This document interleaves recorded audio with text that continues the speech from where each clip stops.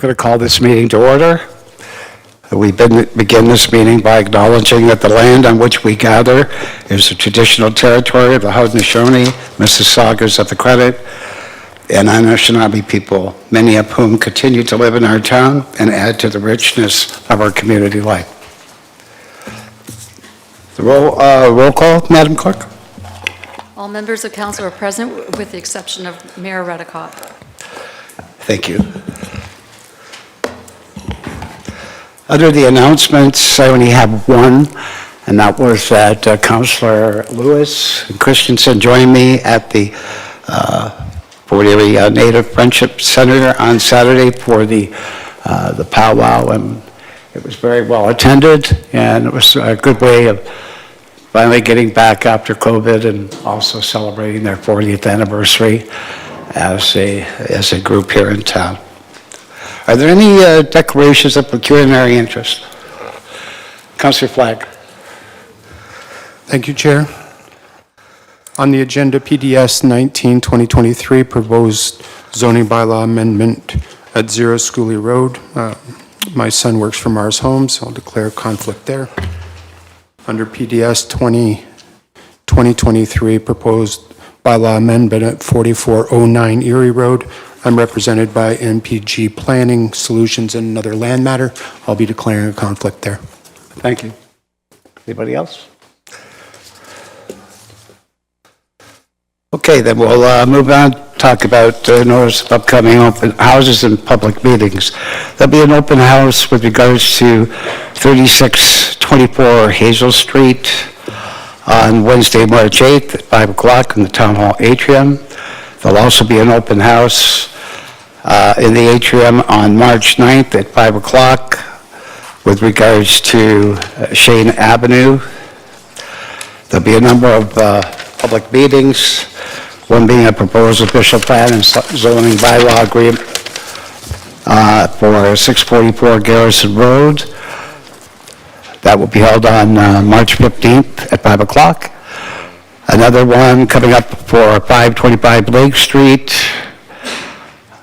and that will be held at Town Hall on March 20th at 6 p.m. There'll be a proposed plan of condominium zoning bylaw amendment for 272 Ridge Road. That will take place at Town Hall Monday, March 20th at 6 p.m. On March 29th, in council chambers, we'll be dealing with the Frenchman Creek Drain 2022, and on Monday, April 3rd, we'll be dealing with the building permit fees, and that'll be in council chambers at 6 o'clock.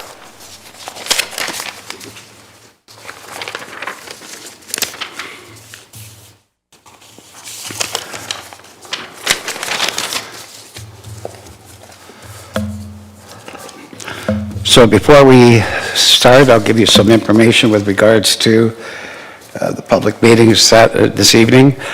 This meeting is being live streamed on YouTube and also recorded for public viewing on the town's website following the meeting. To those members of the public who may be participating electronically in the public meeting portion of this meeting tonight, you may wish to put your view on gallery view by clicking the top right corner from speaker view. Please also note that participating virtual members of the public will remain in the virtual waiting room via telephone or electronically until they're called upon during the public meeting.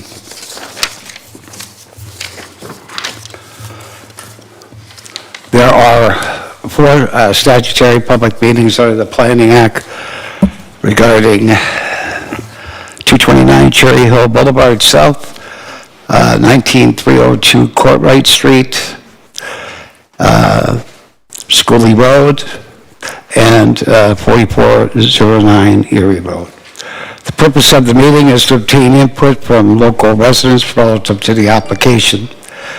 Please keep in mind that no decision has been made and no decision will be made this evening, with the exception of zoning bylaw amendment 0-19302 Courtright Street, and the Schooley Road will be dealt with this evening. Your comments will assist staff in making recommendations to council that will assist council in making a decision on the application. If you have a concern, I encourage you to state your concern tonight. If anyone present tonight wishes to speak, please state your name and address when you come to the podium. If you have speaking notes, please provide them to the clerk. Later in the evening, council will be considering the staff information report as part of the regular council and committee agenda.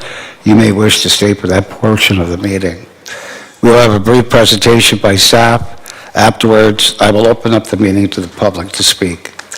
First, we will hear from the applicant or agent, then from those who are in support of the application, and finally, from those in opposition of the application to ask questions. So let's begin with item number 1 on the agenda, 229 Cherry Hill Boulevard. I call on Samantha Young to come forward. Good evening, Ms. Young.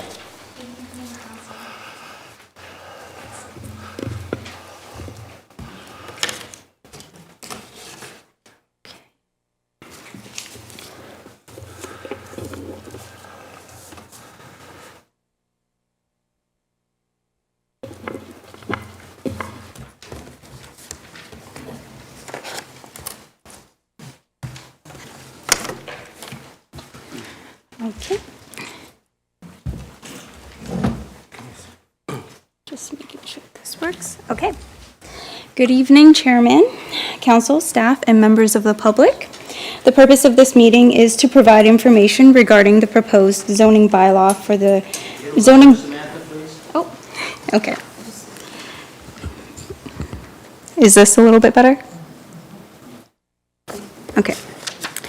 So the purpose of this public meeting is to provide information regarding the proposed zoning bylaw amendment for the lands known municipally as 229 Cherry Hill Boulevard South. The application was submitted by the agent Cam Lang, on behalf of the owner John Lally. The zoning bylaw amendment application proposes to rezone the subject property from R1 zone, the residential 1 zone, to residential 2A, R2A zone, to permit the development of 4 single detached dwellings. Notification of the March 6, 2023 public meeting was provided in accordance with the requirements of the Planning Act by placing a notice in the February 9th, 2023 edition of the Fort Erie Post newspaper. In addition, all property owners within 120 meters of the subject property were mailed a notice of complete application and public meeting on February 10th of 2023. This slide here shows the timeline of the development application process. The application was completed on January 13th of this year, followed by a public information open house on February 7th, which brings us to today for the formal public meeting and the information report stage as shown in red. The next step would be a recommendation report for April 3rd's council meeting. Should council approve of the future recommendation report, a amending bylaw and appeal period would follow in April and May time. Should the bylaws be approved then and no appeals were received, the applicant would proceed with a consent application for severance with the Committee of Adjustment, which is planned approximately June or July of this year. In accordance with Bill 109, the zoning bylaw amendment is subject to a 90-day processing and review timeline, which starts on the day of the application is deemed complete. As of today, the application is on day 52, and should the application continue to the recommendations report stage, the application will be on date 80 of the 90 days. The subject property is located on the west side of the Crystal Beach neighborhood of the town of Fort Erie. Looking closer, the property is on the northeast corner of Willowwood Avenue and Smalls Road. The subject property is approximately approximately 1,798 meters squared, with 48.78 meters of frontage along Willowwood Avenue.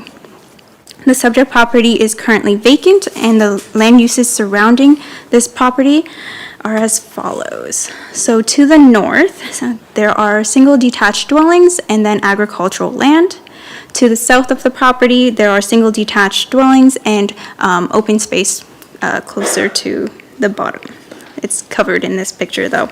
On the west, there are more single detached dwellings, and on the west and on the east, there is also single detached dwellings too.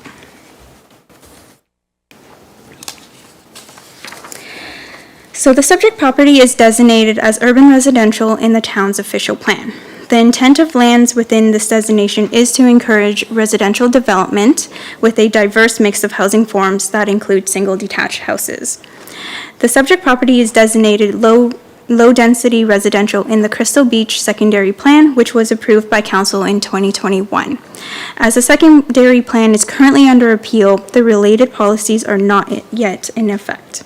The clergy principle states that a Planning Act application should be reviewed against the policy documents that are in effect at the time of the application, which this application will be reviewed against the current policies of the official plan. However, staff does note the Crystal Beach Secondary Plan allows the development of low-density built form on existing lots of record through consent or on large parcels suitable for subdivisions. The secondary plan permits a low-density range of up to 50 units per hectare, and the proposed density is 23 units per hectare. Nancy, can you get some more volume out of that? We're all seniors here.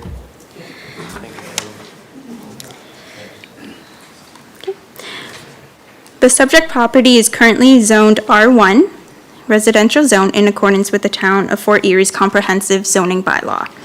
And it is also zoned R1 in the Crystal Beach Secondary Plan. The application, as mentioned, is reviewed against the current policies. However, in this case, the zoning is proposed to be the same in the secondary plan as well. In general, lands within the R1 zone are reserved for the uses such as single detached dwellings, buildings and accessories, buildings and structures accessory thereto, and home occupations. The applicant is requesting to rezone the subject property to residential 2A zone to allow the creation of 4 parcels for single detached. If the zoning bylaw amendment is approved by council, then the creation of the proposed parcel will be subject to a future consent, as mentioned. I also would like to note there has been an error in the PDS 17-2023 report. On page 4 of the report, in the chart there, under the standard R1 zone, the front yard setback is actually supposed to be 7.5 meters of a front yard setback, as opposed to what is written there. So I just want to make note of that.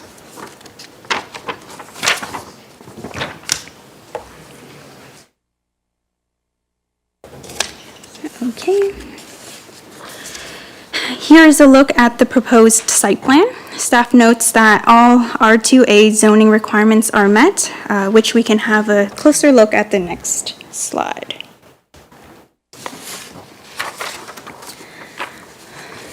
So here's a chart summarizing the proposed regulations under the R2A zone and the standard R2A regulations. The submitted site plan illustrates all setbacks, minimums, and maximum regulations are met.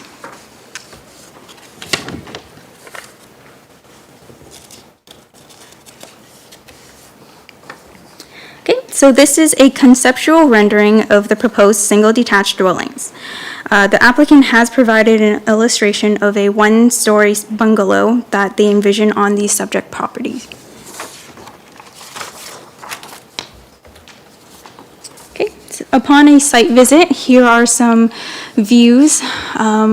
So there is a view from Cherry Hill on the Cherry Hill Boulevard South looking west, a view from Willowwood Avenue looking east, view from Smalls Road looking south.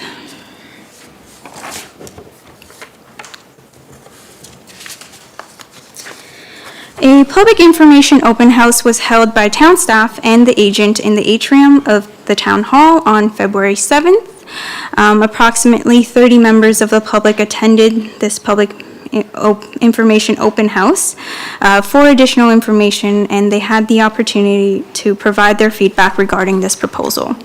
There were 3 email submissions as well that were received.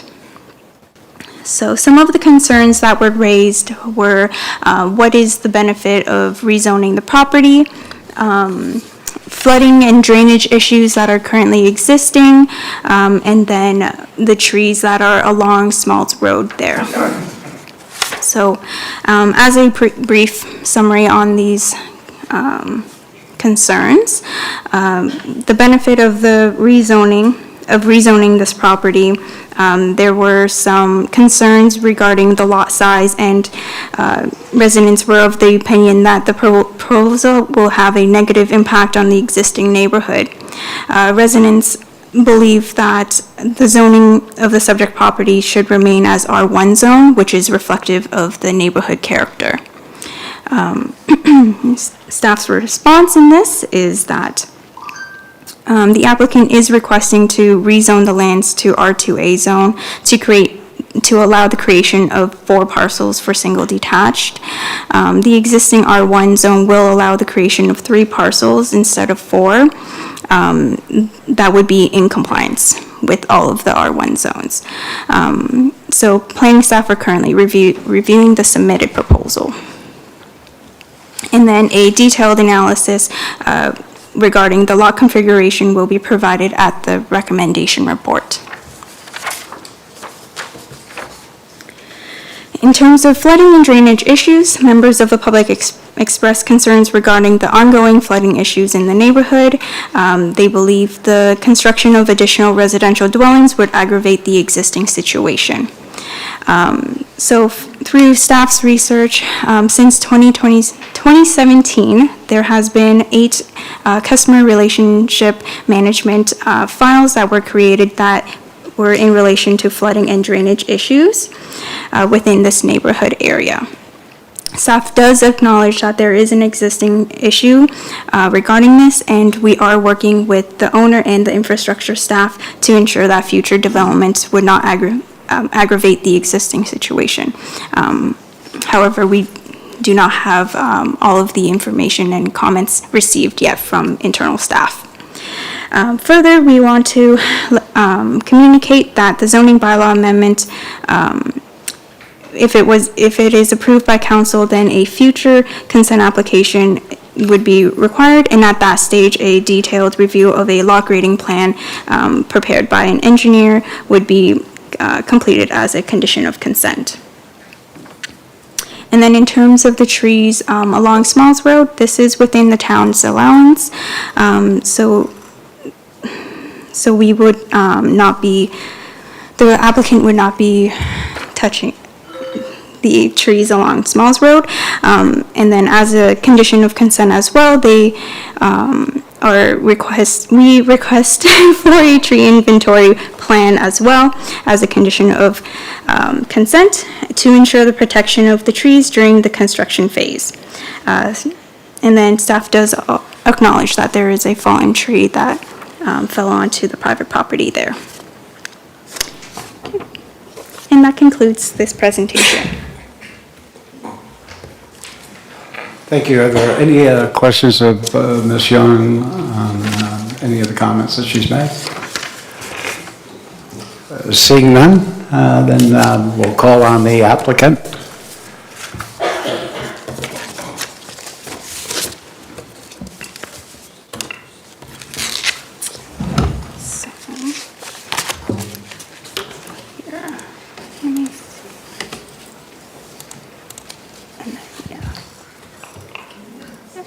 This one, right? Yeah, thank you. Your name, please? Good evening, Mr. Mayor and fellow members of council. My name is Cam Lang. I'm the agent for the application as well as the in-house planner for Lally Homes, who is the owner.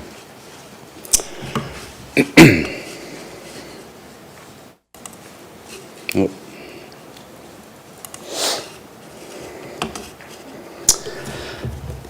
In terms of the property location, Samantha did a pretty good job of defining where it is. This gives a different perspective from Google Earth. As you can see in the bottom photo, the property is located in the west end of Crystal Beach on the south side of Smalls Road. It is adjacent to the urban boundary, and further west is the Point Dubanow Conservation Area. Given the location at the west end of the community, there is very little traffic in this area and very little cut-through traffic, given the presence of the urban boundary on two sides. And Smalls Road dead ends just past Willowwood Avenue. The property is a quarter hectare in size. It's one of the largest lots in the neighborhood. It's surrounded by three local roads, Smalls Road, Cherry Hill, and Willowwood. It is one of the few remaining lots in Crystal Beach and within the R1 zone that has frontage on two parallel streets, Smalls and Willowwood being the example in this case. In terms of the background information, John Nally and his partners purchased the property in February of 2002, approximately a year ago. It was always the intent to redevelop the property beyond the one dwelling that existed at the time. Part 1 was previously conveyed. That would be this part here that used to be occupied by this 1950s era bungalow. It was previously conveyed in 2002, approved by the Committee of Adjustment. Property was listed for several months up until November, December of last year. I think it was listed in June. There was little to no interest given the condition of the building. There was a bona fide effort to sell it, and that did not take place. And the house was subsequently demolished in December of last year. Samantha did mention that the existing lots of record, and this is important when it comes to the Crystal Beach secondary plan policies. She identified that there are existing lots of record that were not deemed by bylaw, and you can see them on the underlying survey. There are 8 lots from 80 to 187 on registered plan 449, and it is the intent of the CBSSP that it was estimated actually that 200 to 300 existing lots of record could be achieved using new detached dwelling lots could be achieved using these existing lots of record. So, and this was to take place throughout the plan area, not just in parcels that were identified specifically for intensification. So this was the pre-demolition and then post-demolition, and you can see in behind is the tree stand that Samantha identified that is proposed to be retained. In terms of the proposed development, this was the previous, there was a floor plan that was in this area here. It's not that important. What it shows is that we're proposing a bungalow or a bungaloft. The floor plan showed was about 1,430 square feet, which does not include the garage or the front porch or the patio in the back. That would achieve almost a 50% building coverage, a total of 2,130 square feet. Now, what this shows is that the R1 zone requires an 18-meter lot frontage, 20 meters for corner lots, and a minimum lot area of 600 square meters. The proposed lots that we have, Lot 1 actually supersedes the 20 meters. It's in excess of it. Lot 2, 17.4, lots 3 and 4 down here, 15.7. They're not that far off of what the existing R1 zone contemplates. They're actually closer to the R1 zone than the R2A zone, which we're seeking. The reason we're seeking that is because 25% lot coverage on these lots would render us with about 1,100 square feet of total coverage. And that includes everything. porch, garage, rear decks or patios. It's simply not a large enough dwelling to accommodate that.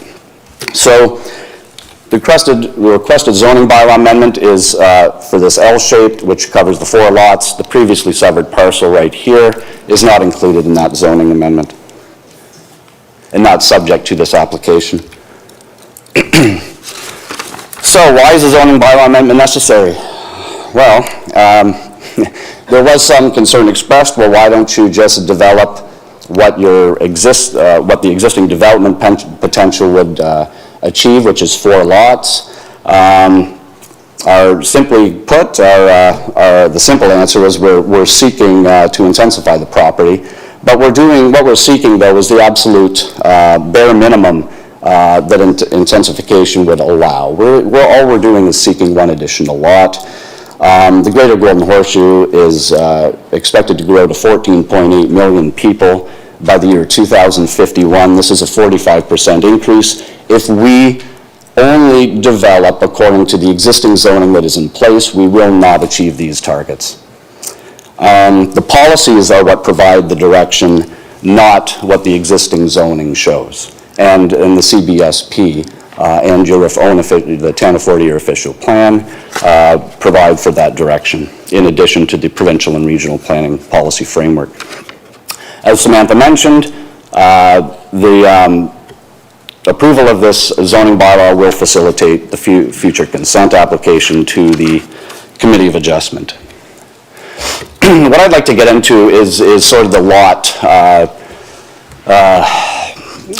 lotting fabric and the challenges really of the R1 zone in terms of accommodating a dwelling.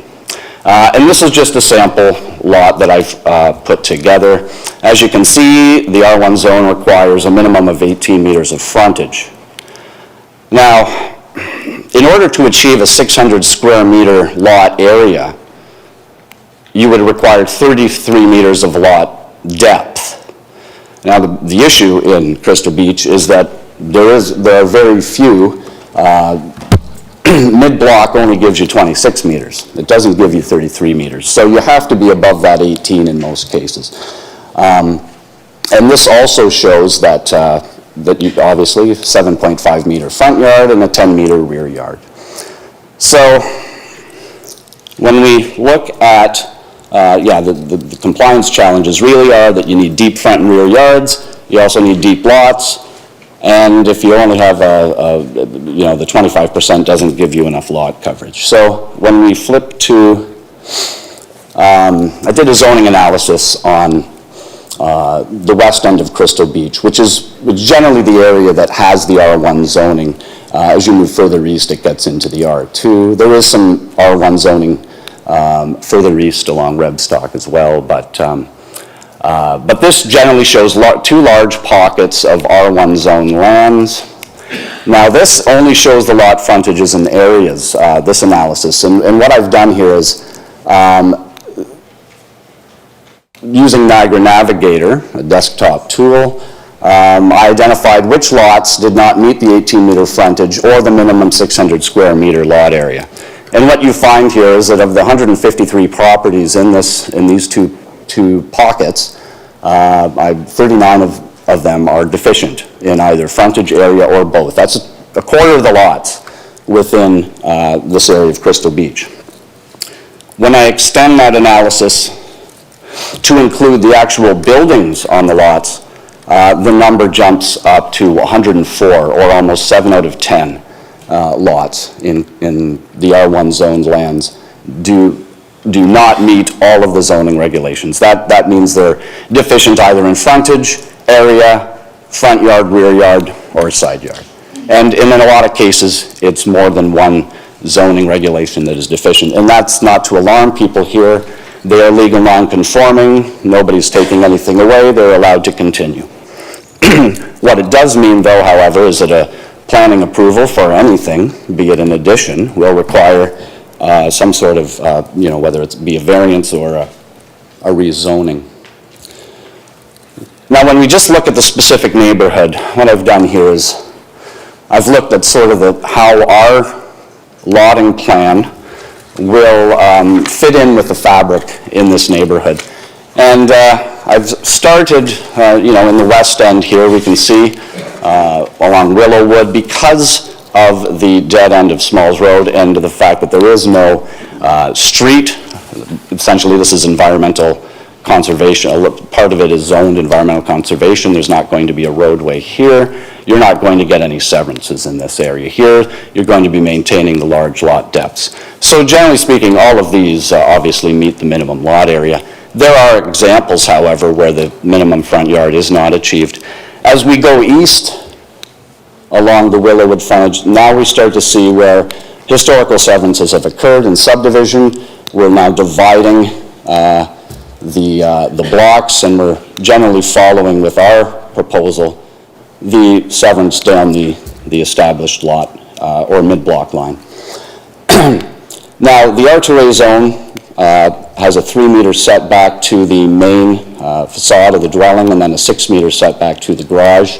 When we go along here, we see that there's a 5.1 meter setback here, and then generally down here we get down into 3.7. So these aren't really meeting the 7.5 meters.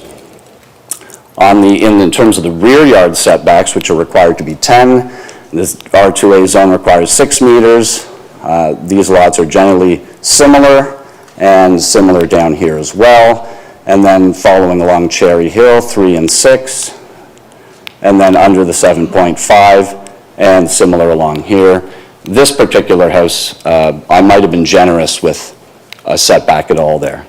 So, as you can see, the setbacks with the R2A that we're employing are very similar to what exists in this neighborhood. In terms of the planning policy analysis, I don't want to go over it too much. Samantha hit on much of it, and we wrote a planning justification report. In terms of intensification, we submitted our pre-consultation, in our pre-consultation meeting, 2 concepts. The first concept showed 8 single-detached residential dwellings. The second concept showed 8 street townhouses, which would be in conformity with the Town of Fort Erie official plan in the urban residential designation. The region's comment was that they would prefer the 8-unit townhouse development as it would help diversify Niagara's housing options and supply. Now, we haven't done that. We are proposing single detached dwellings of a very modest, I would call gentle density, and certainly I think the policies would support a much higher density, and I think we're being very sensitive in terms of what the Crystal Beach neighborhood would desire here.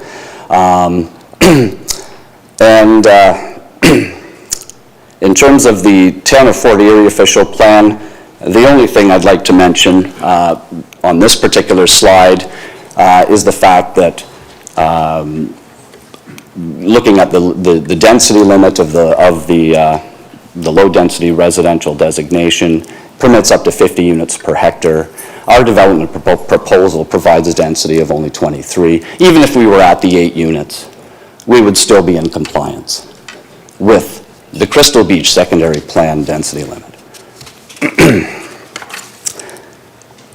In terms of some of the design considerations, Samantha went over some of these as well. On this particular slide, the pine stand is identified, and it's obviously going to be maintained. On the east side of Cherry Hill, there were 2 new builds within the last, I think, 3 or 4 years.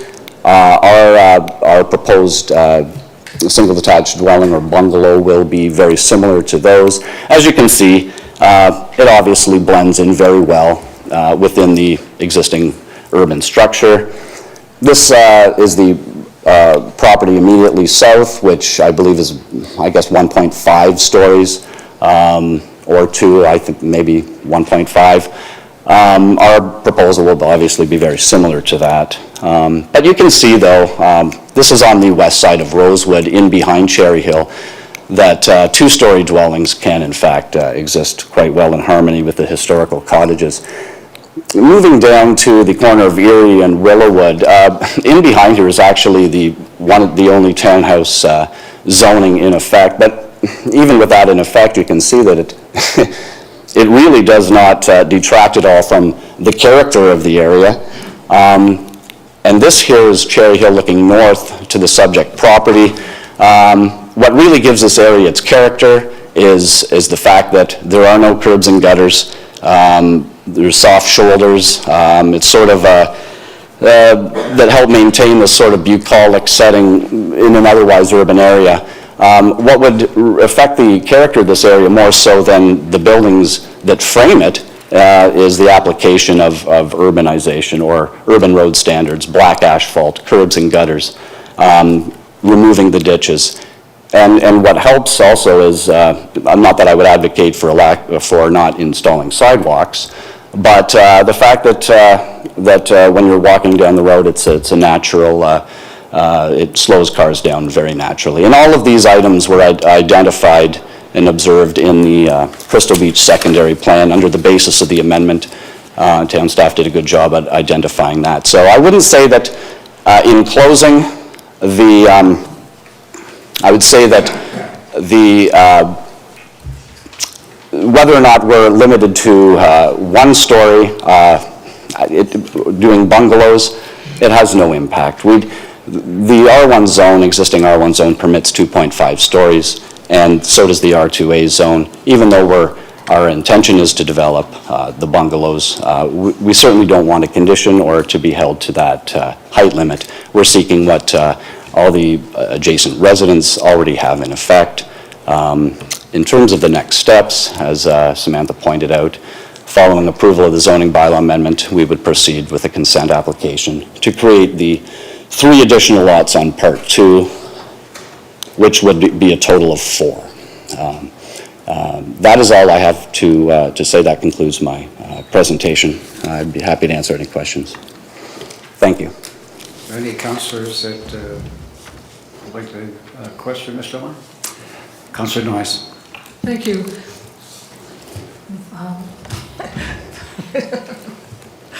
Mr. Chair is fine. Mr. Chair. Acting Mayor. In regards to the drainage issues, and I see that there are ditches there too, this has been a long-standing problem in this area. How are you planning on addressing it? We actually, as a condition of our severance approval last year, were required to submit a grading and drainage plan, which we did, and we had it approved by the town in, I think it was October or November of last year. So it's sort of a bit of a surprise to hear that we may need to, I guess, revisit this or do another grading or drainage plan. I won't speak on behalf of Mr. Lally, but certainly this was raised at the informal public open house. We would revisit the grading and drainage plan, but certainly if this is an existing issue, this development isn't going to solve, if we don't proceed with this development, it's not going to solve the existing issue.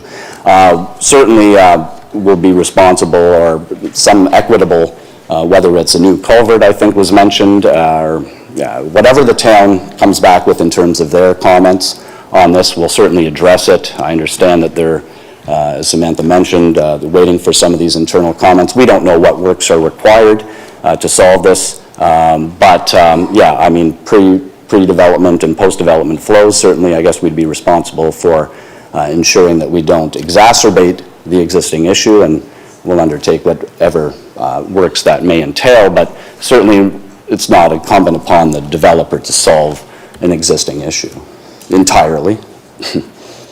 Thank you for that explanation. Can I continue, Mr. Chair? One of the solutions usually is a swale, and your backyards are 6 meters, which is about 19.5 feet. You've also mentioned that there's going to be a patio at the back of these homes. Any idea of the size of the patio? Yeah, we had some plans prepared. They're not very large. I think they're 4.5 meters in depth by, I think, 10 meters, I think, was it 10 feet? Sorry, 10 feet. But yeah, they're not large. And we'll certainly, our grading plan will look at that again to ensure that, and you're right, there were rear yard swales provided within our, it is a flat property, so it is a challenge, yes. There was a retaining wall required along, if I can flip back here.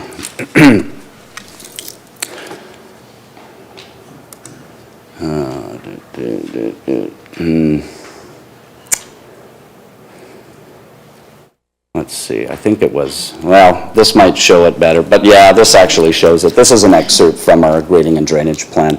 Yeah, there's a retaining wall proposed there. So, Where's there? right in where my red, I don't, oh, look up here. sorry about that, yeah. Along the south of the lot 4, the property line, inside the property line. But yeah, the drain, basically the drain, yeah, side yard swales, rear yard swales, and side yard swales to the ditch along Willowwood. So how big is a swale? How wide is the swale going to be? Oh, I'm not an engineer. It's not very wide, but it was. This is an I don't know if you've seen the approved grading or drainage plan, but it's in the staff report. Well, again, I haven't seen the No. report, but again, I've seen a number of swales, and the swales, when I'm looking at them without taking a measuring stick or a yardstick, look to be about 4 feet from edge to edge, with the swale kind of like in between. Well, I'm not a professional engineer, but we did have a professional engineer prepare our grading and drainage plan, and with these building envelopes, and it was approved by the town. We'll certainly revisit it to ensure that obviously the drainage works on site. Well, I appreciate that, and I know that it's going to be looked at. I actually talked to the Director of Infrastructure today about the drainage issue there, and I don't want to speak out of turn or put words in his mouth, but this is a low area to start with. It has had drainage problems in the past, and they're going to be doing some investigation in regards to looking what the condition of the storm waters and things like that are. But that still has to kind of be decided, because there were 8 issues in the last 5 years, and I'm not sure, I'll ask when the report comes to council if any of those drainage issues have been addressed already. In regards to where you're draining it, you have to drain it to the backyard, right? Or to a side. Either, yeah, through the use of, or from the interior of the property, somehow through side yards to the outlet into the ditch, yes. Okay, thank you. Councillor Lewis? Thank you, Mr. Chair, and thank you for your presentation tonight. I want to first start by saying you mentioned a key word, and that was having regard for the neighborhood plan and the secondary neighborhood plan, and I just want to compliment you for at least acknowledging the neighborhood plans and the work that has gone into those by both staff and residents. I do have some drainage concerns, but I think Councillor Noyes addressed most of those, and I think you've heard that that is a concern for some of us here. But I want to focus a couple of questions. One being, I'm happy to see that the trees along Smalls Road remaining, because we are dealing with some applicants who have not had much regard for tree preservation on properties, and I think that's important. But I do have a question with respect to the report. It mentions in the report that the backyard setback would be 6 meters. And if I'm doing my math correctly, a 10 by 10 patio on the back of these lots would be roughly 3 meters in length.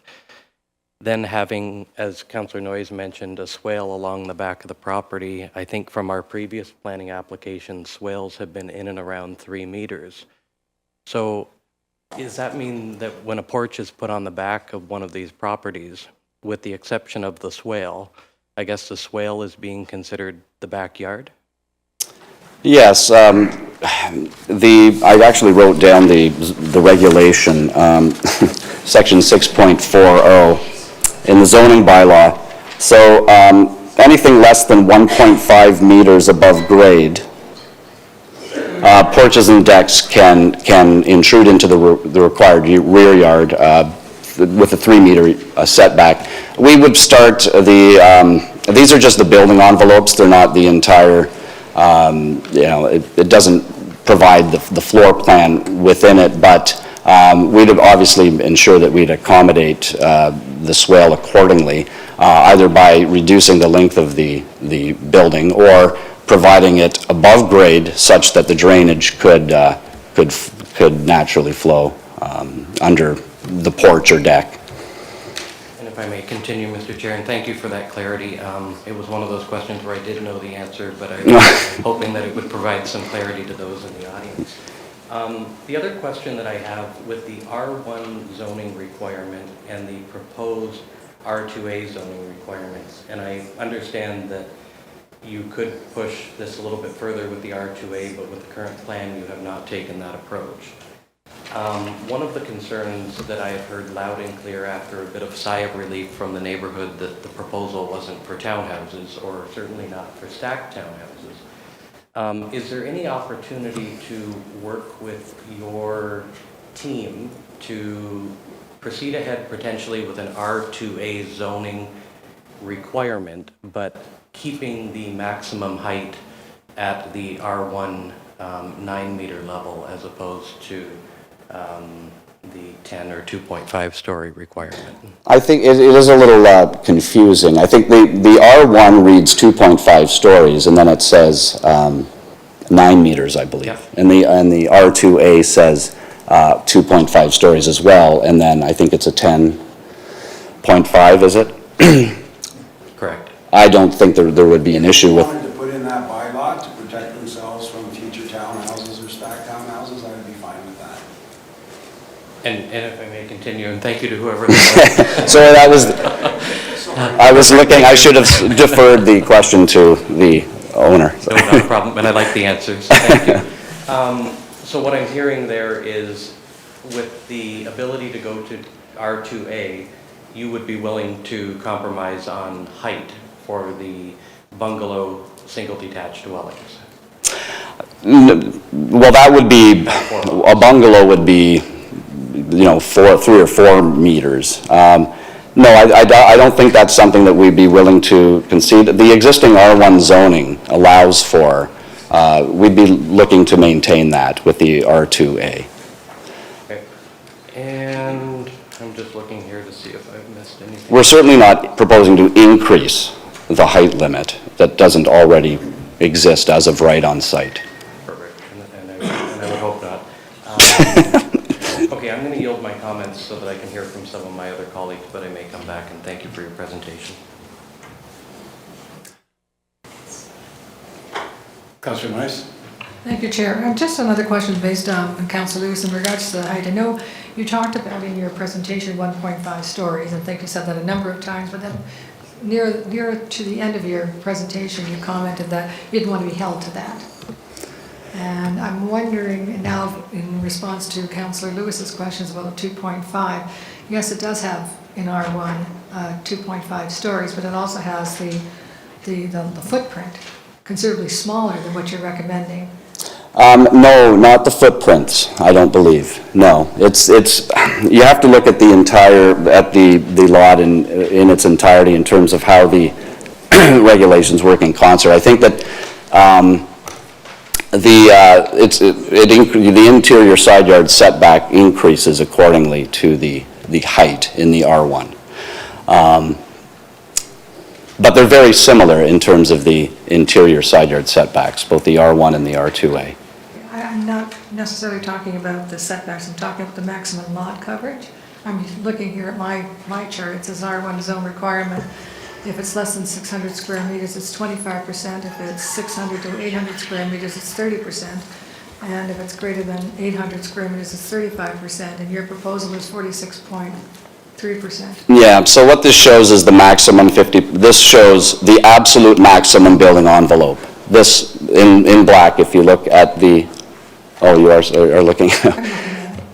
So, as you can see, our building footprints are smaller than what exists in the surrounding area, by and large. They're very similar front, rear, and side yards, very similar building envelopes. And what we're seeking is the same height. Again, I'm trying to follow your logic, saying that basically because the other houses are doing it, you should be allowed to do it, because it exists.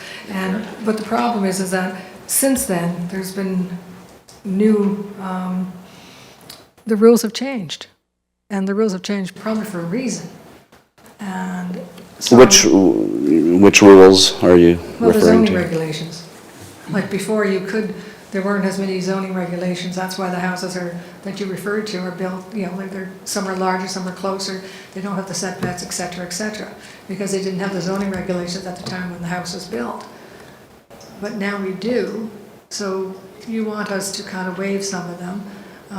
We want to change it from R1 to R2A, and I'm just, and I'm not necessarily opposed to this, but I'm concerned about the size of the buildings and the size of the backyards, because I will tell you, probably shouldn't be doing it this way, but anyway, that I have, when the backyards are so small, and there's a patio, and there's a swale, we have problems. Maybe not the first year, maybe not the second year, but the neighbors have problems, and the person who purchases the property has problems. So I'm just wondering, how can we get around the drainage? And my thing is that the smaller the footprint, the more permeable the property, because there's more grass, there's more earth. You can't do that.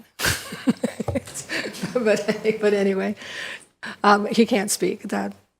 He was putting his hand up to talk. So I'm just concerned, perhaps you may consider that some of the patios or whatever be more permeable as opposed to concrete or something like that. What would you think of that? Well, it's certainly something that we can address moving forward with our consent application, which could be a condition to revisit the grading and drainage plan in the context of applying a floor plan or a building footprint to it. As I mentioned to Councillor Lewis previously, raising the porch to provide for that permeable surface underneath, or to absorb that instead of directing it immediately to a swale or off the property, will certainly allow for infiltration. I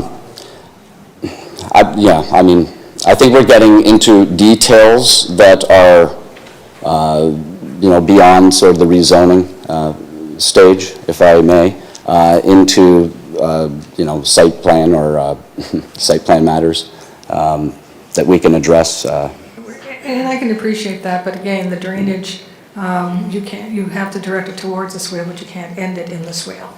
It has to stop before the swale starts. But anyway, and this is the time we do address it, because in the public open houses, one of the biggest concerns is drainage. Oh, we can certainly have an engineer provide a more detailed response to your concerns, Councillor Noyes. Okay, thank you. Councillor Lewis? See, you knew I had one. Just one last question, and that was with respect to the fencing on the properties. Do the rear yard lot lines and south perimeters have fences being constructed? And the reason for asking is simply especially to the properties to the south, I know that would be one of my major concerns. Tall houses, elevated patios, and now all of a sudden I have someone towering into my privacy. I think that'd likely be what is going to occur, certainly. Rear yard fences, yeah. I would imagine a typical privacy fence. Thank you, Mr. Lang. So we'll move on to anyone in the chambers who wishes to speak in favor of the application.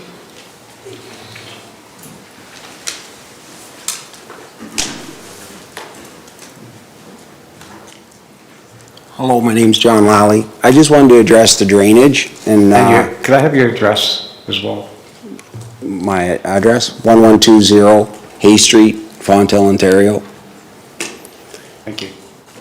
So the drainage is important to the council, the town, and obviously you have internal people that, you know, review our applications. We've hired Valley Engineering, who's done work in this area before. We've hired them right from day one to address drainage. Drainage is also very important to me, the builder, because I have to warranty that for 7 years. So permeable decks and all that is taken into consideration.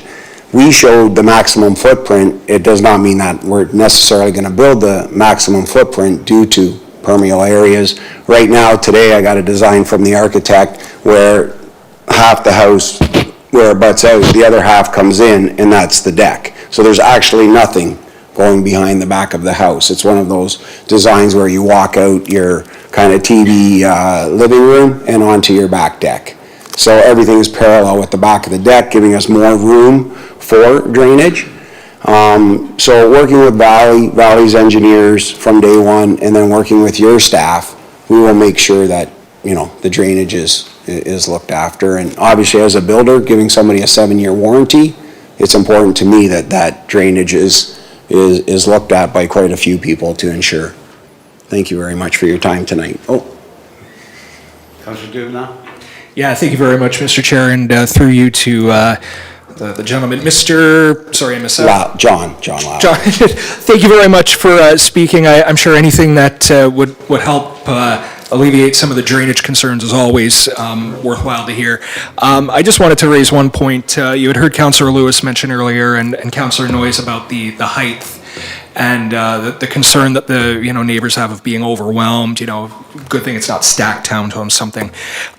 Just going back to the issue, your the consultant, who I think did an excellent presentation, mentioned that you didn't want to be bound to a lower height, and I'm just wondering if we found a way to perhaps find a compromise here and perhaps do something to kind of just alleviate the concerns about not having towering buildings over top. Is that something you'd be open to? 100%. Okay. 100%. Excellent. You guys come up with a fair height, and I'm sure we'll work together on that. What I think he was saying is both are 2.5 stories now.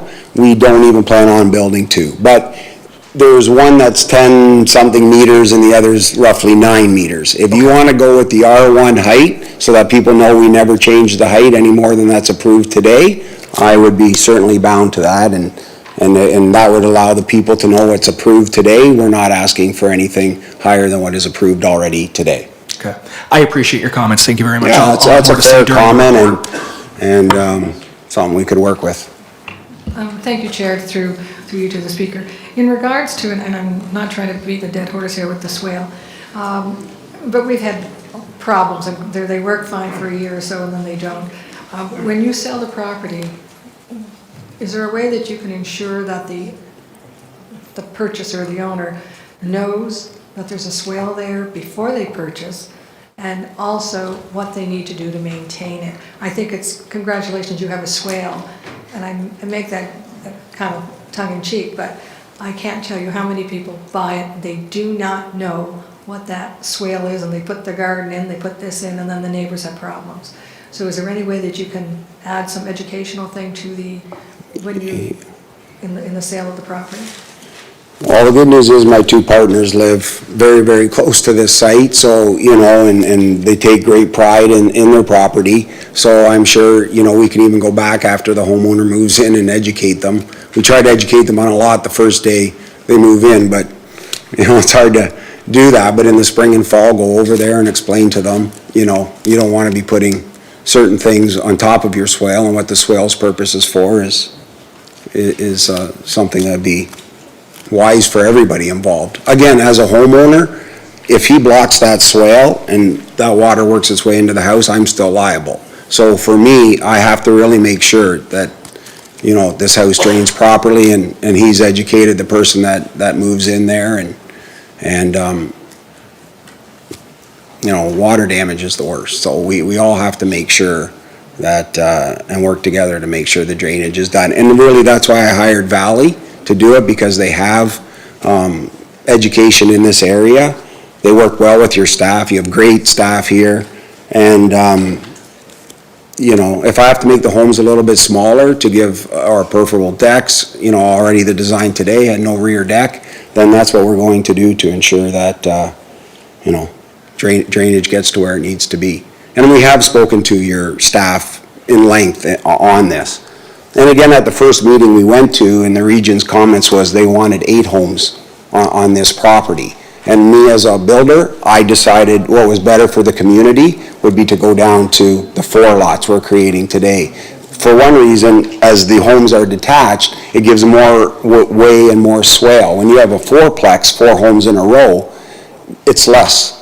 You've got probably 30, 60, 120 feet of building homes without any swales. At least this way, every 30 or so feet, I have swales coming through. So one reason to go down from the 8 homes the region wanted to these 4 lots now was drainage. Thank you. You're welcome. Thank you for your time tonight. Much appreciated. Thank you to the town and to the staff.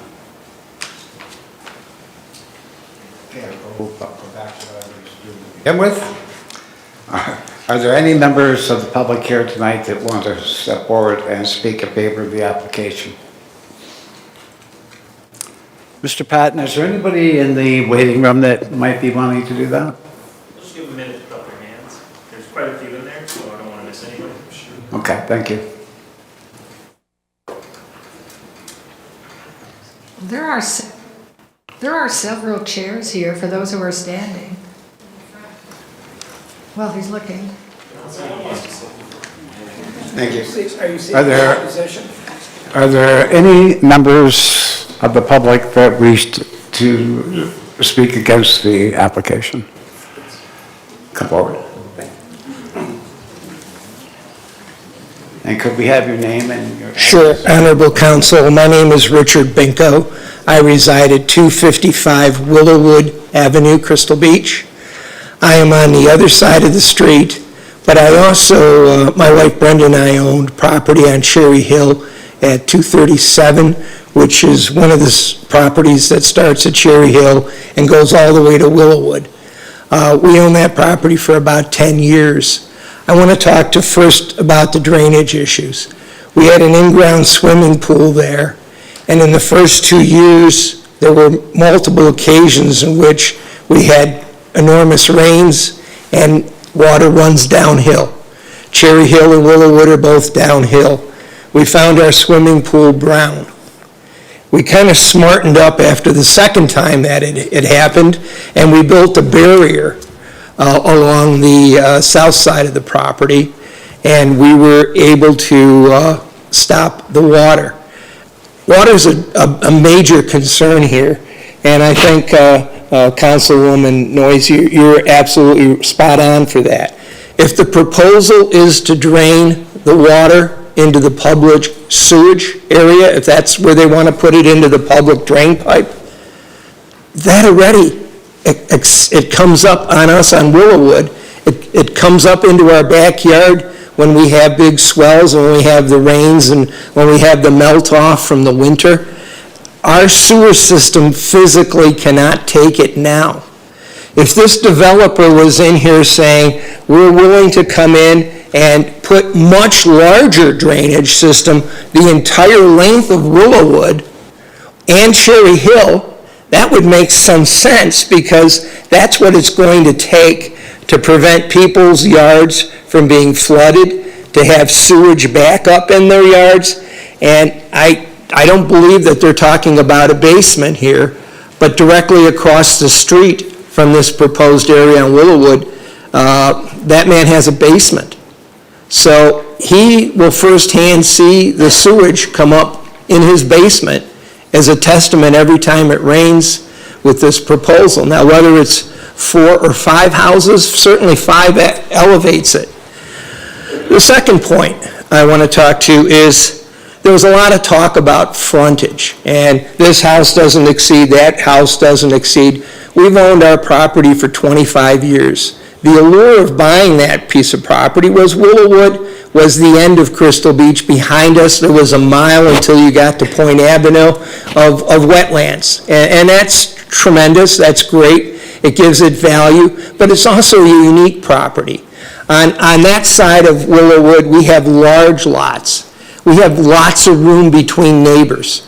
When we see what's going on with Smalls and the development that they sold out for $780,000 a unit, these people they can open a window and spit and hit their neighbor's window. That's just, and that's what they want to do with these remaining 3 pieces that they want to put on Willowwood side. They want to fit enormous houses on a postage stamp. It's certainly, I don't care a wit's end about the frontage, because that's never been the issue with Willowwood or Cherry Hill. It's the distance between the houses that makes the most appeal. I mean, there's that old saying, NIMBY, not in my backyard, but in this particular backyard, it's pretty special. And we're concerned, there are a couple of larger tracts of land that are on our side of the land, including ours. I mean, ours is 8 city lots, and if we ever decided to sell, and then they said, well, you have an R2 over there, and it becomes a domino effect. You've completely then changed the character of what was the great Willowwood, and you've changed it now to something that's, well, you know, he got a variance, so why can't we get a variance? And then it just bottlenecks, and it becomes a bad precedent. So to the extent that he's entitled to put 4, good, put 4. He bought the property knowing it was R1. We bought the property knowing it was R1. We're not here trying to change it to R2 and cash in on the fact that Torontonians are figured out the cottage country's too full and now they want to come to the south coast of Canada and they want to buy everything up in sight. I mean, I'm 64. I could just say, listen, let's just sell our property to some developer in Font Hill and let him come in and change it to R2. And then he can make a lot of money, and I can make a lot of money selling it, and then he'll be here, and then you'll say, well, you know, they did it at the corner. There's precedent. Willowwood's not that special anymore. And I guess there's a problem. I mean, I don't envy you guys to the fact that you're a municipality trying to find housing. I realize that's a concern, and I realize there's mandates, but I think that you have to try to accommodate the folks that are here for lots of years. Here, you know, I'm not concerned that my neighbor's house is a little closer to the street, but I am concerned that he isn't next door to the other guy and next door like on Smalls. We've all looked at that I can't believe they got $760,000 for a piece of property like that. I wouldn't want to live like that. And I don't want my neighbors on Willowwood to have to live like that either. Thank you very much for hearing me.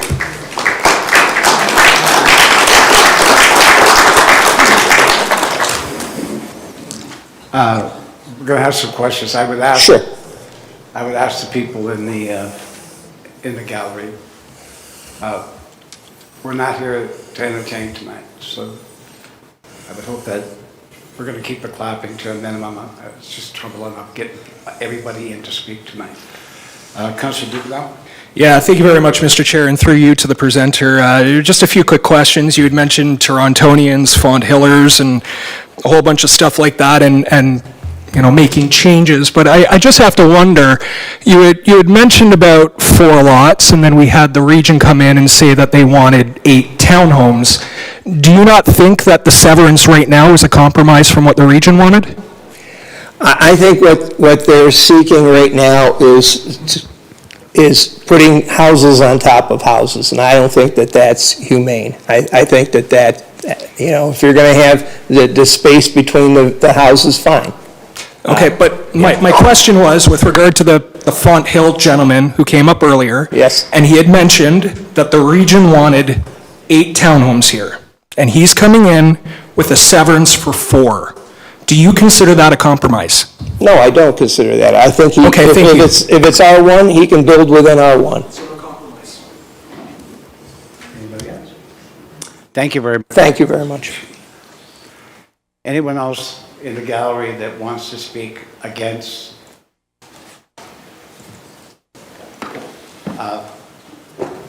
Rapers? I'll catch you next. You want to go first or not? Okay. Can I have your name and address? Good evening, members of council. Thank you, Mr. Chair. My name is Ray Kohler. I live at 221 Willowwood Avenue. I will be living opposite the proposed lots 2, 3, and 4, of which, as my colleague Mr. Binko has mentioned, the residents will be able basically to spit at each other and hit each other, which is kind of disgusting, but it gives you an idea of exactly how close those houses are going to be. With regards to Councillor Noyes' comment about the swales, there will be only the swale between the houses. There's not enough room between the houses. The best way of solving the drainage problem here is to bring lots 2, 3, and 4 down to just the 2 lots that were there in the first place. That will allow sufficient drainage and sufficient area between the building envelope and the drainage area, all going, as Mr. Binko says, downhill. Luckily, I live at 221 Willowwood, which is right at the top of the area. But the area that is just above, north of me, that was shown on the thing, is that sloping field that comes all the way down. At times of excessive snowfall, at times, for example, just after Christmas, at times of ice storms, that is basically a stream that runs all the way down there. And it runs all past my house, which has a sump pump. In fact, I have 2 sump pumps. I have a backup sump pump, just in case. And I have my swimming pool pump. Luckily, my swimming pool has never got brown. But drainage is an issue there. If lots 2 and 3 and 4, it just went down to the original 2 lots on that side, there would be more room, more drainage, and the houses would be more in keeping with the character and heritage of the Bay Beach area. I urge you to go to lots 2, 3, and 4, just down to 2 lots there, and the houses on there. The picture that was thrown up of the house, I do not think, and I'm not a scale, I don't have any scales in me, I don't think that that's a scale drawing of the sort of property that will go on those lots. I urge you to defeat this application. Thank you. Just 1 second, please. Sorry. Are there any comments or questions from council? Okay, thank you. Thank you. Want to come forward now? Thank you.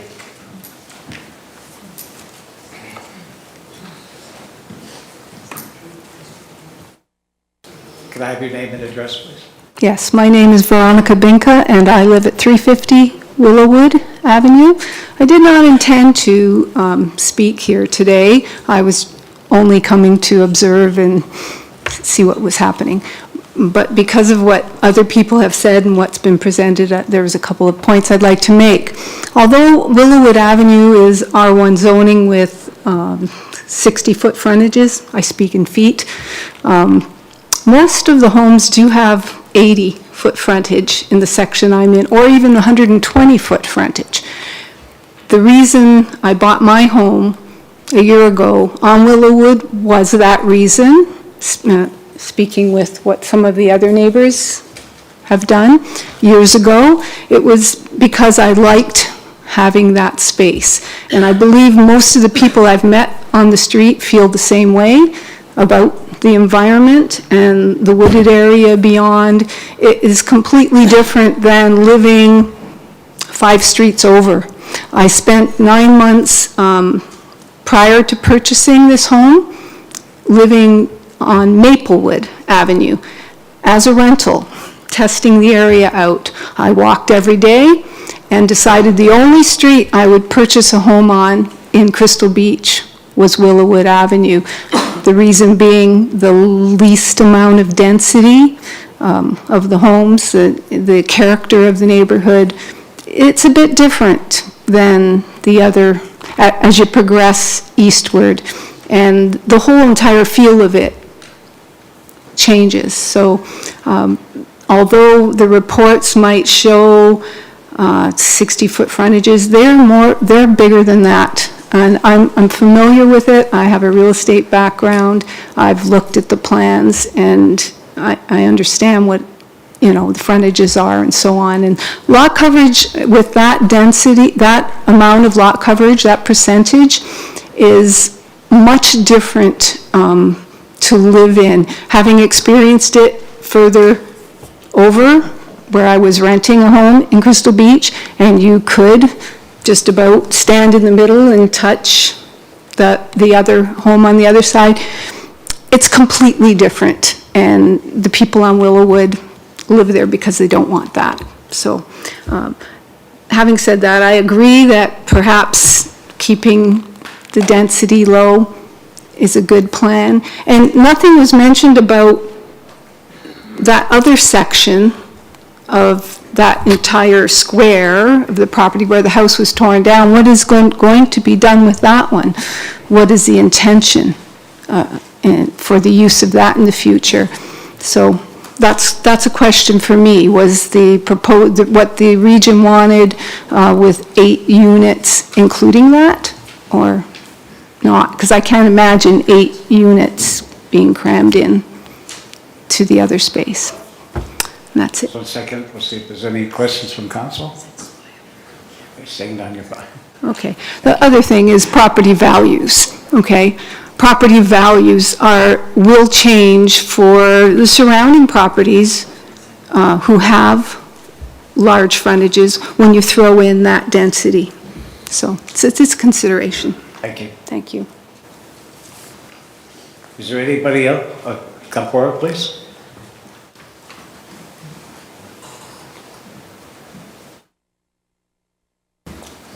Your name and address? My name is John D'Onofrio. I live on 238 Cherry Hill Boulevard South.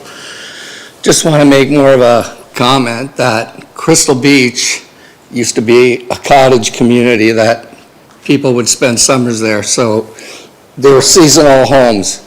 Over the last, let's say, 20 years, slowly it's been developed and the homes became from cottages, slowly became full-time residents. And since then, there have been just homes, people just putting in full-time homes. Has the city's infrastructure kept up with the development as it stands now? Responsibly, can we really go further in this area? I'm just talking about our area, because it is ground saturation is too up. Like there's nowhere else for the water to go. I took a walk yesterday after the storm we had. It's a disaster. If you walk down at the west side of any street that doesn't have a ditch, there's saturation everywhere. So responsibly, can we go forward with development in these small areas of Crystal Beach? There's a lot of areas around that have more room for responsible development. There's going to be more and more development all along there, and we already have an existing problem we don't have a solution for. So that's all, just more of a comment than anything else. That it's getting scarier, like our weather system and everything's getting, more drastic. So do we have the infrastructure right now for further development? That's all. Any comments or questions, Council? And it's easy for the region to say to put in 10 houses here, 10 houses there, but really is that responsible development when we already have existing problems? So. Thank you. Okay, thank you. Okay, is there anybody in the audience that needs to talk to us? Come forward, please.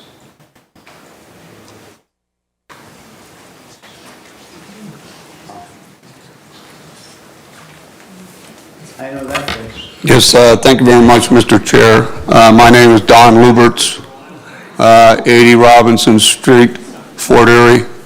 I think a lot of you recognize me. But anyway, the reason I'm here tonight, I did speak at the public meeting that the developer had out here in the atrium. And we did speak about the drainage. And it was a lady that lives in the corner of the circle there on Cherry Hill Boulevard. And the problem that we have in that corner is when you're looking at the lay of the land in that area going north, it all comes downhill. So What happens with this here piece of property in the corner is the water, that's where it all accumulates. There's a drainage there, storm drain. And then that goes back towards, from her place on Cherry Hill Boulevard, and then it goes west along Glen Spring and into the drain that goes into the lake. So what's happening now with this here development is the water's going to come down Willowwood, then it's going to go east to her corner into the drain, and then it's going to go west underground to the natural drain. The problem that you run into there is it all accumulates at her place before it gets into the drain. So I asked the developer at the open house if he would be opposed or if he would be okay with putting in a culvert down at Willowwood and Glen Spring to accommodate her. And what's going to happen here when you put these houses in there, you're going to get more runoff. We know there's a problem there now. We're going to add to that problem. And all I'm saying is let's not add to that problem. Let's see if we can put a culvert in there. I think they were talking to town staff about that. I think their agent, when she was up here, or this lady here was up, they were talking about working on something. I'd like to know where they're at with that, because I haven't heard anything from anybody about if they're willing to do that, or even better, if we can ask for that in their application to build. So hopefully a councillor will ask that question when the report comes up, if we can do that through planning. The other thing is, when they were talking about that they did a drainage plan and it was approved by the town, and now they have to revisit it. And this is probably one of the reasons why they got to revisit it, is I'm sure when staff looks at it, they look at the lay of the land, they look at the elevations, and they see that, yes, everything will drain this way, and you can drain, and everything will go where we want it to go. But I don't know that they go to individual houses and ask how the neighbors make out with the water in the neighborhood. And one gentleman was just here, and he told everybody he's got 2 sump pumps. That's as far as the story goes. But I know through living there, I used to live on Willowwood. Gentleman bought a piece of property in behind me, they built a house, put a basement in there. I told him it wasn't going to work. He said, yes, it will. Well, okay. So now you can talk to the neighbor, and anytime his neighbor comes home or goes out, if he's leaving, from the time he leaves his house to the time he gets into the car, the sump pump kicks in. When he comes home, by the time he leaves his car and gets to his house, the sump pump kicks in. I lived behind that house for years, and I used to go over there and help him replace his sump pumps 2, sometimes 3 times a year. Now, that's just one house. Another friend of mine owned a house on Lakewood. Now, he was above Glen Spring, or above Smalls Road, rather. And being above Smalls Road, he told me that when there's a weather event and we get doesn't have to be a real heavy rain, but a rain, he had 2 sump pumps in his basement. He's on the hill, and he had both sump pumps working at the same time. So there's a definite problem there that needs to be addressed. I don't know if that was all considered when they approved the drainage plan. And I don't know that they can't approve a drainage plan. They have to allow this guy to build something there. But we have to consider that drainage. And I'm hoping that we will require that there's a culvert at Glen Spring and Willowwood. And when we're looking at this whole proposal, I know from experience that we have to make sure that everybody understands what we're looking at here. And when I looked at the slides showed us the building envelope, and they also showed some renderings of housing styles. I would like to know that housing style, is that what he's building? That's not going to change. Is that going to happen that way? Because right now, he's at just one stage of getting the zoning changed. He could change that whole plan at any time. So I'm just curious as to, is he committed to building what he's showing us today? Because we only get one shot at this public meeting. And the people in the neighborhood are only going to get one shot, and then they come back and they want to make all the changes, and these people are not going to be afforded the opportunity to come in front of you again. So I'd like to know if that's going to happen. And is he committed to what he showed us tonight? And that's all I have. Any questions? Any comments or questions? Councillor Luberts? Councillor Luberts. I'm going to take your spot tonight, George. Thank you, Don. No questions? Okay, all right, thanks. Are there any further comments from the audience? Come forward, please.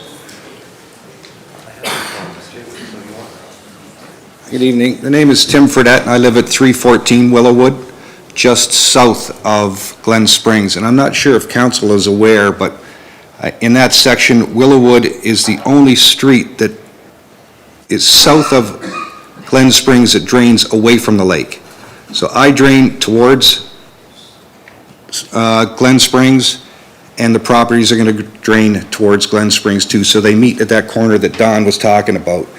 And then it turns and goes down towards the tree stands in there. That water doesn't run, it stays there. I just had to clean the ditches out, clean the culverts out, just to let my ditch drain slowly.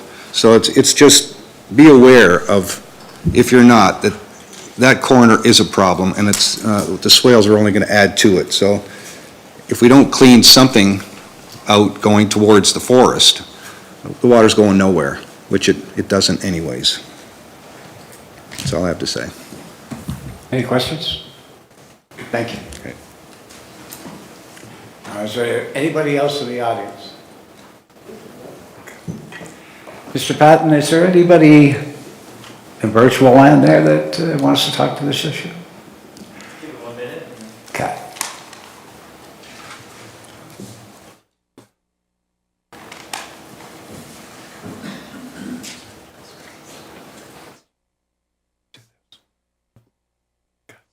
I don't see anybody, Chair. Thank you.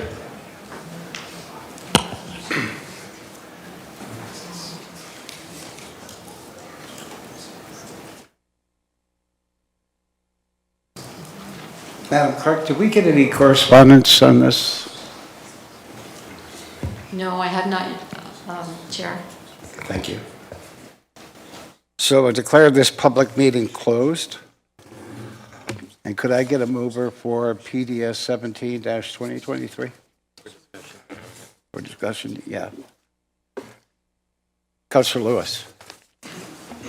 Yeah, so a couple of questions. One that I wanted to ask earlier when the developer was up here, and that was with respect to the drainage concern that Councillor Noyes met and former Councillor Luberts. And I'm wondering, Samantha, if you might be able to provide a little bit of background or context around the drainage at Glen Spring and Willowwood area? Yes, Through Mr. Chairman to Councillor Lewis. So we are aware of the existing drainage issue in the area, and since the open house, since it was raised at the open house, we have been contacting with internal staff, with the infrastructure and engineering department to receive more comments and feedback on what we can do to mitigate the existing issue. At this moment, I do apologize. I don't have any hard answers with what their comments are, as you know, they're still reviewing this, and they have some speculation. However, I don't want to, I'm not an engineer or working in those departments, so I don't want to put words in their mouths. Perfect. And if I can continue, Mr. Chair, and thank you for that clarity. I know tonight is an information report, and you would be coming back with a recommendation report. I know the developers here. I'm wondering if there's some opportunity between now and then to have that conversation with the developer about the Glen Spring and Willowwood area. Footnoting in mind that I know this has nothing to do with the planning aspects of, but it is certainly a concern with the neighborhood, and it'd be helpful to have that clarity from the developer before proceeding. The other question I had was with respect to the report, and very well done, by the way. The question was, I know there's been some correspondence that came in from members of the public, but was not included in the report. And I just want to ask, was it because some of the questions or concerns came in after the date, or? Yes. I know I received it, and I know others did. I just want to make sure you did, and that all of the correspondence that's come to us has gone before planning staff. Yes, so the report was finalized, and then a couple of comments had came in a few hours or the next day of the finalization of the report, and at that point the e-agenda was in the process of being uploaded to the website for everyone to view, and that is one of the reasons why it wasn't directly included in the report. However, it was emailed and circulated to town staff and council. Perfect. And then the last question being the, if I can, Mr. Chair, with respect to the renderings that were shown, the architectural rendering of the type of home that could be on this property, is that what the developer is planning to build on that property, or further to the delegation that was made, or are we looking at something else that may be coming forward? Through Mr. Chairman to Councillor Lewis, in my discussion with the applicant here, the renderings are conceptual at this stage. However, in my discussion, that is what they envision to be there at this moment. I don't know what their intentions are in terms of the future, and they might change, as they had mentioned, perhaps due to drainage issues, and they have to implement certain infrastructure. They may have to redesign some of their aspects there, but it is in my discussion with them that they intend to have a one-story bungalow there. Perfect. And thank you, Mr. Chair, and thank you again for your presentation. Those are my questions for now. Councillor Dubanow, and then Councillor Noyes. Yeah, thank you very much, Mr. Chair, and I think some great questions have already been asked, so I'm just going to offer up more, some comments and some observations that hopefully can be addressed by the recommendation report once it comes forward to council. I know former Councillor Lubert, him and I served on council during the last term. The concerns that he raised with respect to the drainage and the building envelope are very similar to the concerns I have. And I think going forward, when we see a recommendation report, if the lot fabric is to be maintained the way it is, trying to find that balance between the R1, which is, one aspect at the bottom end, and then, blocks of townhouses, which were the other. I think it's kind of, the phone is kind of throwing me off.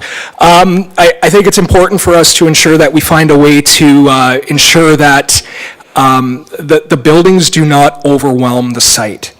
So when I see, I think of 3 modest bungalows that are in the 1,300 to 1,400 square foot range is a lot different than having 3 2,500 square foot 2-story homes. So I think going forward, Councillor Lewis had mentioned about height restrictions on the zoning.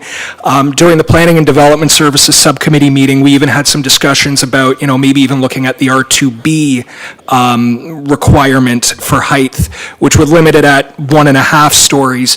And knowing the developer is looking at doing these type of homes anyway, I think that might provide some assurance to the residents in the neighborhood that it's not, that they're not going to end up with these large 2,500 square foot, houses shoehorned into the lots. It'll be something more modest and what was shown here today. So that's important, and that's something that I think we need to see at a recommendation report stage, is some kind of work on the height, just to ensure that residents' expectations are correct. The drainage is going to be the important issue. Certainly, I think these are issues that we can address. Anything infrastructure related, if it comes down to it, there's always a solution. Engineering, we've progressed quite a bit on finding solutions and way to convey water and ways to move water. I just think with this particular area of town, it is exceptionally important that any drainage issues are resolved to the satisfaction of the municipality and the residents. Certainly, we're going to need to look at the engineering, how the water's conveyed. Councillor Luberts had mentioned a culvert. If that might help address the issue, certainly those are the discussions.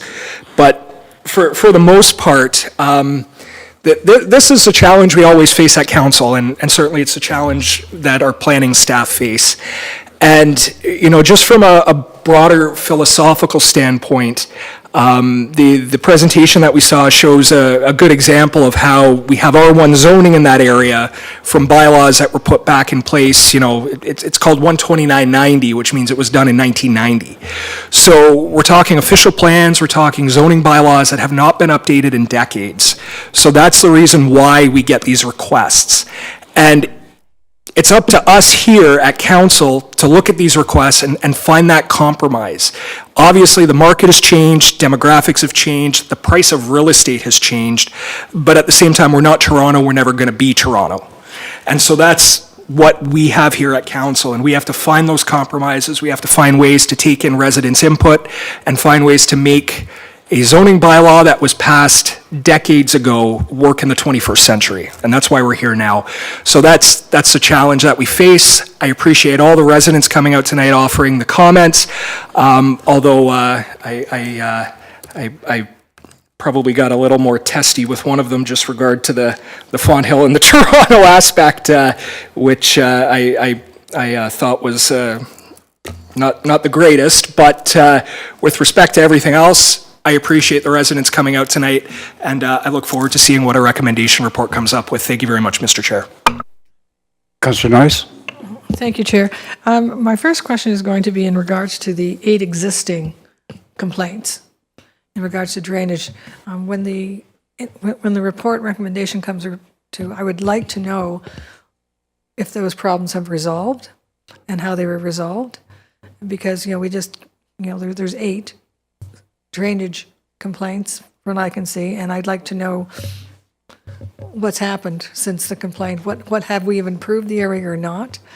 The other thing is that in the pictures and stuff, and there's no comment on this, except that there's ditches. Is there any plan that this is going to be done to urban design? That the ditches are going to be removed, and I see people shaking their heads. I don't think so. I didn't see that in this report that it's not going to be, and I'm wondering, I want to make sure that, and I'm wondering why it's not considered, like I'm thinking, if you're thinking the next 5-10 years, that's going to be brought up to urban standards, I'd like to know now, because then the sidewalks would be a requirement. So I'm just wondering, where on the scheme of things is this sitting in regards to full urban design in regards to the roads and the ditches? And the other thing is, I'm hoping that if we decide that part of the drainage solution is deeper ditches, that we rethink that, because we've had many problems with ditches that are dug deep to deal with the drainage that have created another problem. that people can't maintain the ditches because they're too deep, but to get the flow, et cetera, they're dug so the flow goes where it wants. I did have an opportunity of, well, since I didn't talk with them, but I did leave a message for the Director of Infrastructure, Mr. Walsh, and he did tell me that they are very aware of the problem, that they are going to be doing I'm hoping I get the acronym right, the CCTV, on the system here, on the storm sewers and things like that, and possible culverts and things like that. So he did leave me a message that they're very aware this is low property, it has existing problems, and they are looking at solutions for that, and they're in the process of looking for it, but they haven't kind of completed the CCTV, but it may not be done for the next year or so, so I think we would need to, hopefully we would get some feedback on that. The other thing, there was a question about sewer backups in this area. I'm not in that area, so one of the residents commented that his neighbor has sewer backups. I would like to know if there has been sewer backups in this area. And the last thing, and I'm not going to, it's been well talked about, is one of the words that we have in here with the drainage that we're insuring the neighbors. So the words insure means that we're basically guaranteeing, to me that's what insure means, that you're guaranteeing that there's not going to be a drainage problem created by this, and I'm hoping that staff can ensure us that that's going to be the case. Thank you.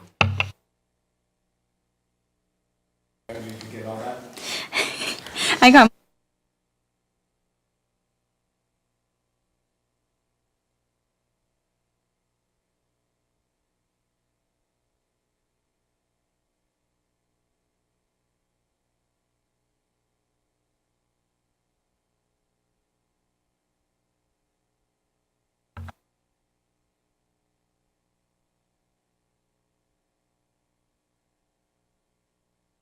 We'll move to the next public meeting, which is for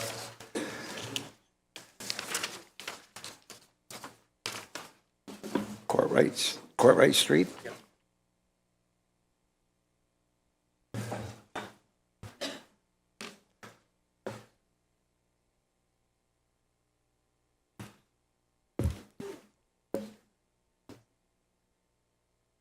Ms. Young? Is this one yours too? Okay.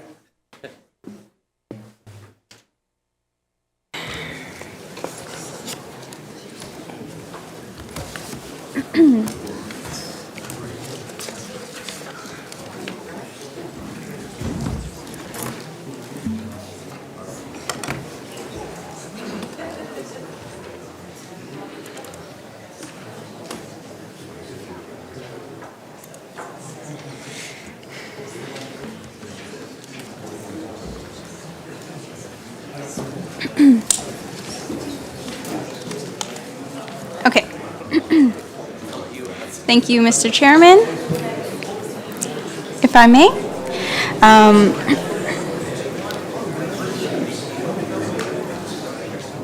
We'll be there. I'll wait a little bit. I'll give a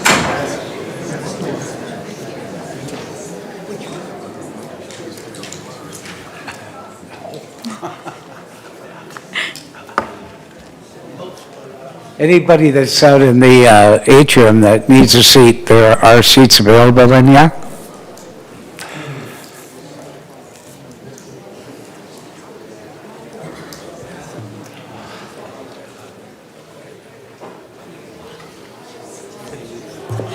I'm not going to do that. Ms. Young. Continue? Go forward. Okay. All right. Thank you, Mr. Chairman. And talk to that microphone, okay? Is this a little bit better for volume? Okay, I'll try my best to speak louder. Okay. So good evening, Chairman, Council and staff, and members of the public again. The purpose of this report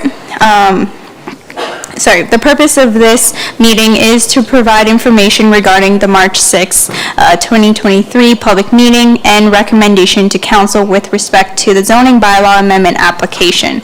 The recommendation report is being presented to council the same evening as the public meeting due to the proposal being in alignment with the intent of the Bridgeburg secondary plan.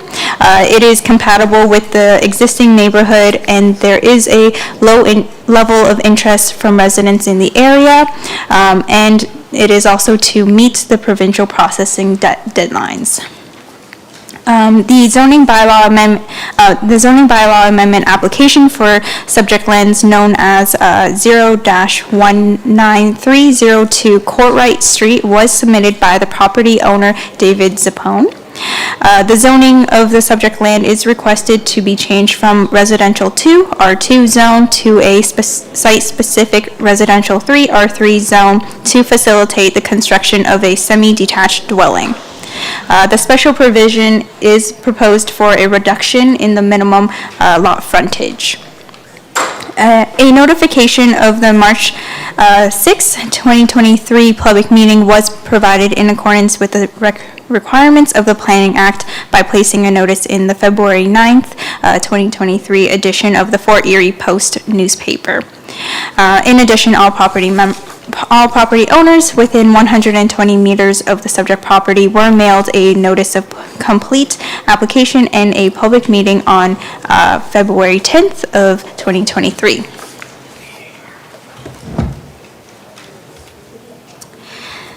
So here is a timeline of the development application process. The application was completed on December 14th of 2022, and then a public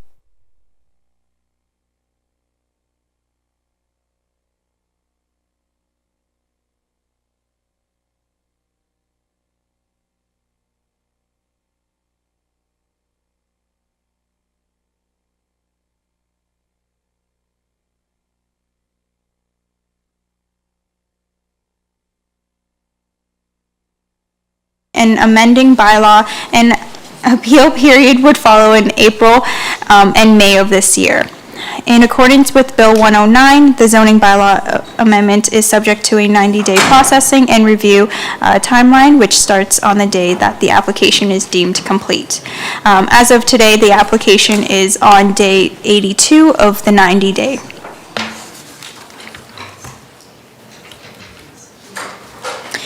The subject property is located in the Bridgeburg neighborhood on the north side of the Courtright Street. The subject property is approximately 641.86 meters squared with 15.24 meters of frontage along Courtright Street.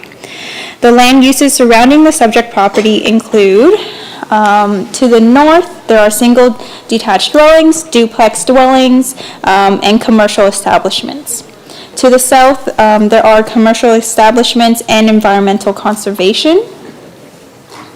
To the east, there are duplex dwellings, fourplex dwellings, and more commercial establishments. And then to the west, there are single detached dwellings and duplexes. The subject property is located in the Bridgeburg secondary plan, and it is designated as low-density residential. The Bridgeburg secondary plan generally aims to promote a compact urban form, encourage population growth throughout the neighborhood, and it has set an overall target of 70% low-density residential use. Lands with this designation shall be reserved for single-detached and semi-detached dwellings, and uses accessory thereto. The proposal to rezone the subject property is consistent with the secondary plan, as the proposal makes efficient use of an underutilized parcel for residential intensification.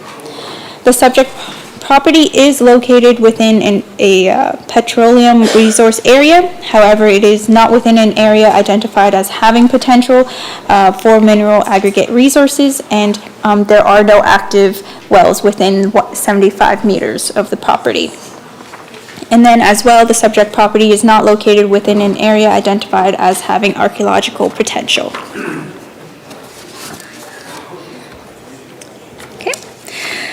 The property is currently zoned residential 2 in accordance to the town's comprehensive zoning bylaw.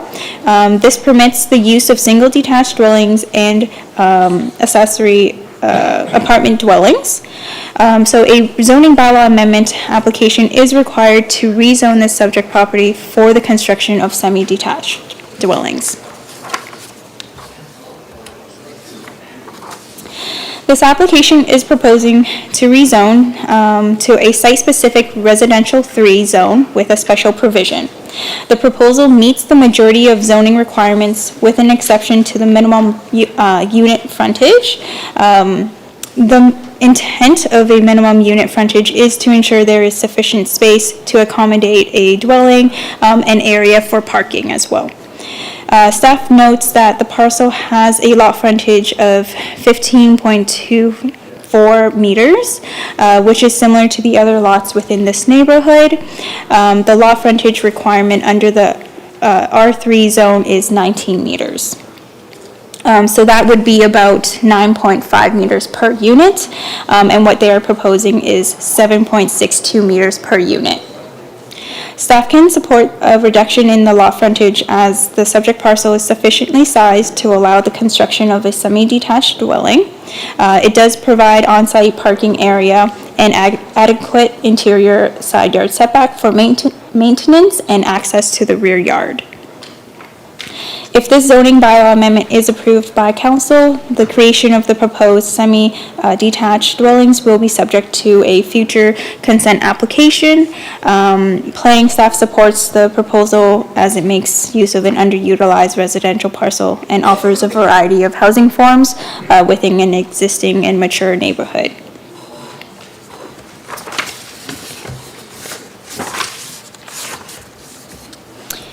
Okay. Please note that this is a conceptual rendering that's on this slideshow here. It is a rendering of the proposed semi-detached dwelling that may be on the site. It is proposed to be approximately 8.84 meters in height. And then this is pictures taken from a site visit.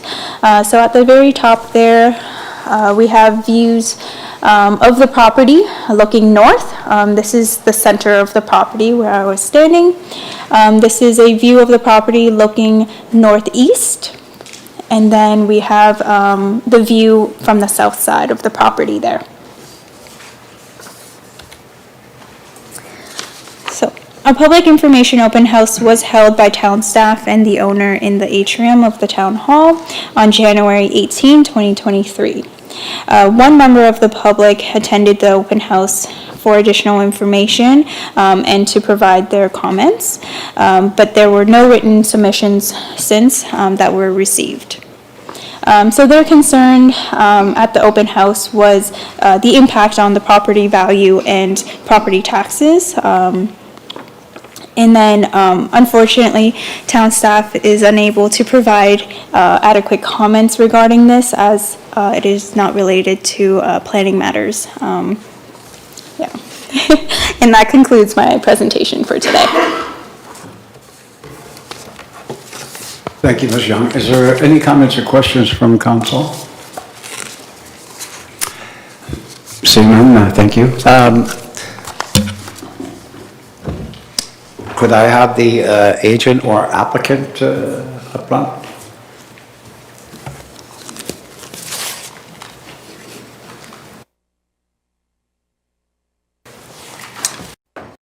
Hi there.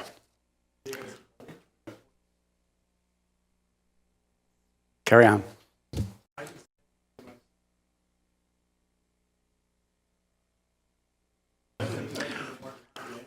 They'll get more exciting as we go along. Any comments or questions? You're fine. You could sit down. If you don't have a presentation, we're good to go. Is there anybody in the audience that would like to speak in favor of this? Okay. Is there anybody in the virtual waiting room on this one, Mr. Patton? Yeah.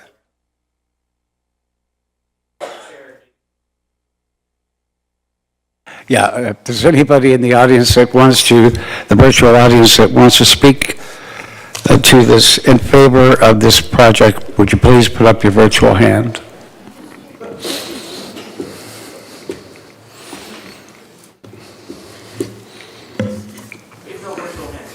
Thank you. Is there anybody in the chamber that wants to speak against this one? Come forward.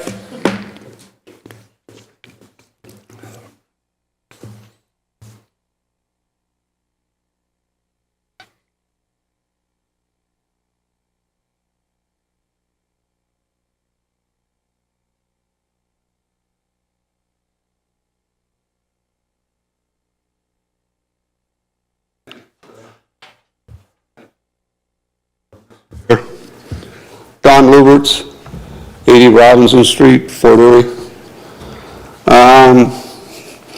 Again, I think we got a drainage problem. I mentioned at the public meeting that they had out in the atrium, and I let the developer know, and I talked with some members from staff. And I'm also with the Niagara Coastal Community Collaborative. It's a group that is working on shoreline protection for the shore of Lake Erie. We have been told by Environment Canada that Lake Erie is going to, pardon me? We're talking about Courtright Street right now. Courtright Street, oh, all right, okay. I don't have a problem with Courtright. Okay. Well, I'm certainly glad to hear that. Okay, all right. Any questions?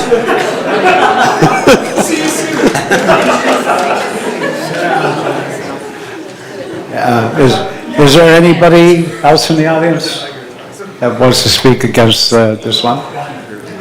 Okay, seeing none, Mr. Patton, I'm going to ask the people in virtual land if they want to put up their hand, if they want to speak against the Courtright Street one.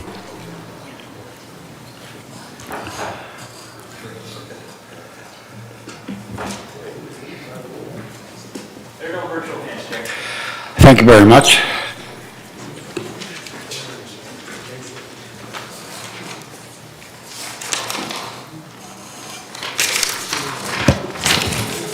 Yeah, can I get a mover? Okay, thank you.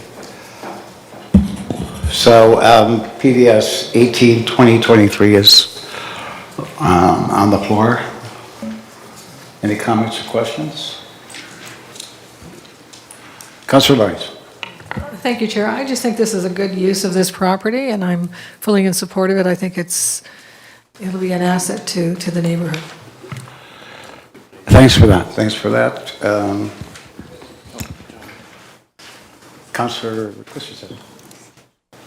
I'd like to also reiterate Councillor Noyes' comments. I thought it was an excellent example of infill in an urban envelope and very creative use of the site. Anybody else? All in favor? Carried.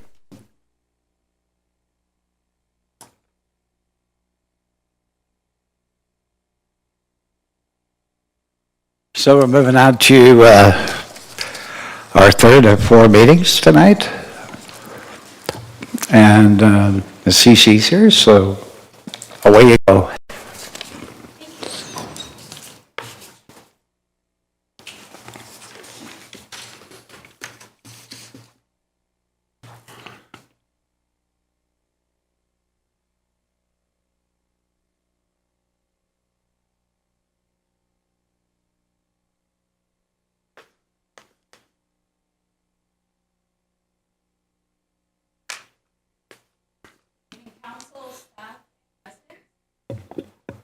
This public meeting is to provide information regarding a proposed zoning bylaw amendment application for the lands known municipally as 0 Schooley Road. The owner is Dan Gabriel of Mars Homes Crystal Beach Incorporated, and the agent is Stephen Fraser of AJ Clark and Associates Limited. The zoning bylaw amendment application proposes the removal of the environmental conservation overlay zone and the rezoning of the subject lands to a site-specific residential 2 zone to facilitate the creation of an additional residential lot where 3 currently exist. Site-specific zoning relief is requested to address the deficient lot frontages in areas of the proposed lots. Further, the applicant has sought relief to permit the proposed lot coverages, building heights, interior side yard setbacks, rear yard setbacks, and setbacks to ornamental structures for the proposed single detached dwellings. Future consent applications are required to facilitate the proposed lot configuration. Notification of the March 6, 2023 public meeting was provided in accordance with the requirements of the Planning Act by placing a notice in the February 9, 2023 edition of the Fort Erie newspaper. In addition, all property owners within 120 meters of the subject property were mailed a notice of complete application and public meeting on February 14, 2023. This slide shows a timeline of the development application process. The pre-consultation meeting for this proposal was held on March 24th, 2022, followed by a complete application on January 12th, 2023, and the public information open house on January 30th, 2023. We are currently at the public meeting and recommendation report stage, which is highlighted in red on this timeline. The recommendation report for this application is being presented to council the same evening as the public meeting. Since there was a low level of interest from area residents, the proposal aligns with the intent of the Crystal Beach Secondary Plan, and there is a requirement to meet provincial timelines under Bill 109. Should council approve the recommendations contained in report PDS 19-2023, the bylaw to amend the zoning bylaw will be prepared for the March 27, 2023 regular council meeting. In accordance with Bill 109, the proposed zoning bylaw amendment application is subject to a 90-day processing and review timeline. The clock starts the date that the application is deemed complete, which was January 12, 2023, and will stop today when council makes a decision on the application, and today marks day 53 of 90. The subject lands are located in the Crystal Beach neighborhood of the town of Fort Erie on the east side of Schooley Road. The subject lands are comprised of 3 lots, lots 44, 45, and 46 on the 1978 Jetmar Plan of Subdivision, now known as the Beach Walk Subdivision. The lots are currently vacant and vegetated. The following summarizes the land uses surrounding the subject lands. To the north, we have Beach Walk Subdivision, which is currently under development. To the south, single detached dwellings in Rebstock Road. To the east, we have Beach Walk Subdivision and single detached dwellings. And to the west are agriculturally designated and zoned lands that were recently brought into the urban area boundary through the Region Settlement Area Boundary Review. Here is an image of the subject property looking east from Schooley Road. And here's another image of the subject property, this time looking southeast from Schooley Road.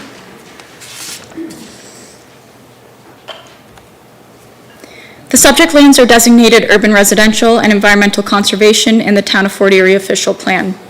The urban residential land use designation is intended for a variety of housing forms, including single detached dwellings. The proposal will yield a density of 25.19 units per hectare. Staff note that the urban residential designation does not have a prescribed density range. The environmental conservation land use designation, which does not permit new residential development as of right, does not correspond with a woodland over 2 hectares pursuant to Schedule C of the town's official plan. The subject lands are designated low-density residential in the Crystal Beach Secondary Plan, which was approved by council in 2021. As the secondary plan is currently under appeal, the associated policies are not in force and effect. The clergy principle, a policy of the Ontario Land Tribunal, generally provides that a Planning Act application should be reviewed against the policy documents that are in effect at the time of the application. As such, this application has been reviewed against the current policies of the town's official plan. However, staff note that the low-density residential designation that is intended for the subject lands includes single detached dwellings as a permitted use and provides for a density range of up to 50 units per hectare. Staff note that the subject lands are not located within a zone of archaeological potential in accordance with Schedule D of the town's official plan. However, the lands are located within 300 meters of a registered archaeological site. As such, a Stage 1-2 archaeological assessment was completed and submitted with the application, and no archaeological resources were identified through the Stage 2 assessment. The northern portion of the subject lands are zoned Residential 2, R2 637 zone, and the southern portion is zoned Residential 2 zone. The Residential 2 637 zone and the standard Residential 2 zone permit one single detached dwelling, uses, buildings, structures, accessory thereto, and home occupations. The R2 637 zone contains site-specific zoning provisions relating to lot coverage, interior side yard setbacks, rear yard setbacks, building height, and setbacks from ornamental structures. The area depicted with the hatching is also zoned Environmental Conservation Overlay Zone. Development is not permitted as of right on the portion of the lands with this zoning. Staff note that the application was circulated to the town's Environmental Advisory Committee for review, and on February 26th, the committee recommended removal of the Environmental Conservation Overlay Zone. Staff note that no changes to the existing zoning are proposed through the Crystal Beach Secondary Plan. This slide shows the 3 lots of record that currently exist. The first parcel is comprised of the land shown in yellow, the second being comprised of the land shown in red, and the third comprised of the land shown in blue. The existing parcels comply with the lot frontage and area requirements of the underlying zones. The slide comparatively shows the proposed lot configuration. Here you will see a total of 4 parcels. The first parcel is comprised of the land shown in yellow, having a lot frontage of 13.72 meters and a lot area of 397.06 square meters. The second parcel is comprised of the land shown in red, having a lot frontage of 13.71 meters and a lot area of 396.77 square meters. The third parcel is comprised of the land shown in blue, having a lot frontage of 13.71 meters and a lot area of 13.72 meters and a lot area of 397.06 square meters, and the fourth parcel being comprised of the land shown in green, having a lot frontage of 13.72 meters and a lot area of 397.06 square meters. The lands highlighted in gray represent the lands that are to be dedicated to the town for road widening purposes, and the dedication of these lands would occur as by way of the consent process and would be satisfied as a condition of consent. I'll now take the time to walk you through the site-specific regulations that are required to facilitate the proposal. With respect to lot frontage, the existing R2 zone and R2 637 zone have minimum lot frontage requirements of 15 meters, whereas the proposed lots will have frontages, as mentioned on the previous slide, of approximately 13.7 meters. And with respect to lot area, the existing R2 zone and R2 637 zone have minimum lot area requirements of 510 square meters, whereas the proposed lots will have lot areas ranging from approximately 396.7 to 397.1 square meters. The applicant has requested additional site-specific relief to permit the proposed lot coverages, building heights, interior side yard setbacks, rear yard setbacks, and setbacks to ornamental structures for the proposed single detached dwellings. The requested relief corresponds with the existing R2 637 zoning that applies to the northern portion of the subject lands. And again, I'll take this time to walk you through the site-specific relief that's being requested. So with respect to lot coverage, the existing R2 zone permits a maximum lot coverage of 30%, and the existing R2 637 zone permits 45%.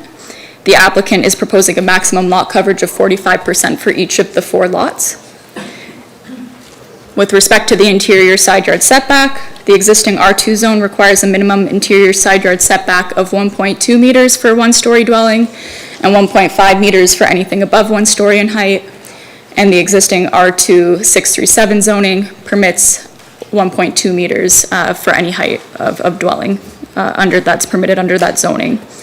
The applicant is proposing to maintain that setback of 1.2 meters for all 4 of those lots that are proposed. With respect to the rear yard setbacks, the existing R2 zone requires a minimum rear yard setback of 8 meters, and the existing R2 637 zone requires a minimum rear yard setback of 6 meters. And again, the applicant is proposing to transfer this requirement of 6 meters over to each of the 4 lots. With respect to the maximum building height, the existing residential 2 zone permits 2 stories or 9 meters in height, and the R2637 zone permits 2 stories and 10.5 meters.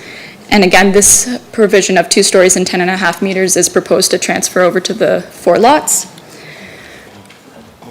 With respect to the setback between the rear lot line and uncovered and covered porches and decks, the general provision section of the zoning bylaw requires uncovered porches and decks that are between 0.5 meters and 1.5 meters above grade, and covered porches and decks that are between 0 meters and 1.5 meters above grade to maintain a 3-meter setback from the rear lot line. The existing R2637 zone has site-specific provisions that permit a 2.5 meter setback from the rear lot line. Again, this site-specific setback is proposed to apply to each of the 4 lots. And lastly, with respect to the projection of ornamental structures, under the general provision section of the bylaw, ornamental structures such as chimneys, bay windows, eaves, etc. may project 0.5 meters into any required yard, but they cannot be located closer than 0.5 meters to that lot line. The existing R2637 zone permits ornamental structures to project 0.6 meters into the required yard, but again, they still have to satisfy the requirement of being 0.5 meters away from the lot line. And again, the applicant is proposing that ornamental structures project 0.6 meters into the required yard, and that apply to each of the 4 lots. So next I'll be showing a couple slides with some conceptual renderings. Again, this is characteristic of what is seen throughout the Beach Walk subdivision that's currently under construction. And again, here's some other renderings that were provided by the applicant. A public information open house for this application was held on January 30th, 2023. All property owners within 120 meters of the subject property were notified of the open house via mailed notice, and the open house was attended by staff, the ward councillor, the applicant, and individuals on behalf of the owner. No area residents were in attendance, and as of the writing of this report, no comments have been received from area residents. In conclusion, the proposal complies with the intent of the provincial policy statement, growth plan, and Niagara official plan, as it will facilitate gentle intensification that provides for the efficient and optimal use of existing urban land and municipal infrastructure. The proposal complies with the intent of the town's official plan and the Crystal Beach secondary plan, as the proposal represents gentle intensification that will produce a residential density and built form that will comply with the existing urban residential land use designation and aligns with the low-density residential land use designation that is intended for the subject lands. Further, staff are satisfied that the proposal is consistent and compatible with the existing built environment and the surrounding community. Lastly, the proposal is supportable from a zoning perspective, as the requested site-specific relief will facilitate a built form that's similar to what is permitted as of right throughout the majority of the Beach Walk subdivision. And that concludes my presentation. Thank you. Thank you, Ms. Ceci. Any comments or questions? Councillor Noyes. Thank you, Chairman CC. Thank you for the presentation, very informative. Can you go to slide 6? Yeah.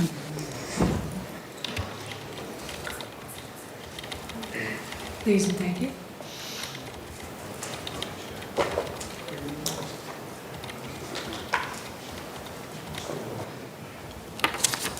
I see a lot of water. Yes.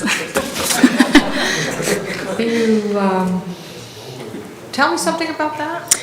Yeah, so I did notice that as well. So the northern lot of the 3 is actually located within the Beach Walk subdivision. The southern 2 are part of the older subdivision.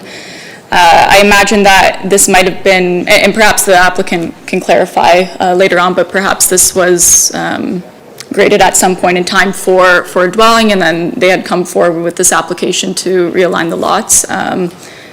Of course, through the grading at the consent stage, this wouldn't be able to persist, and they would be able to manage the stormwater on site.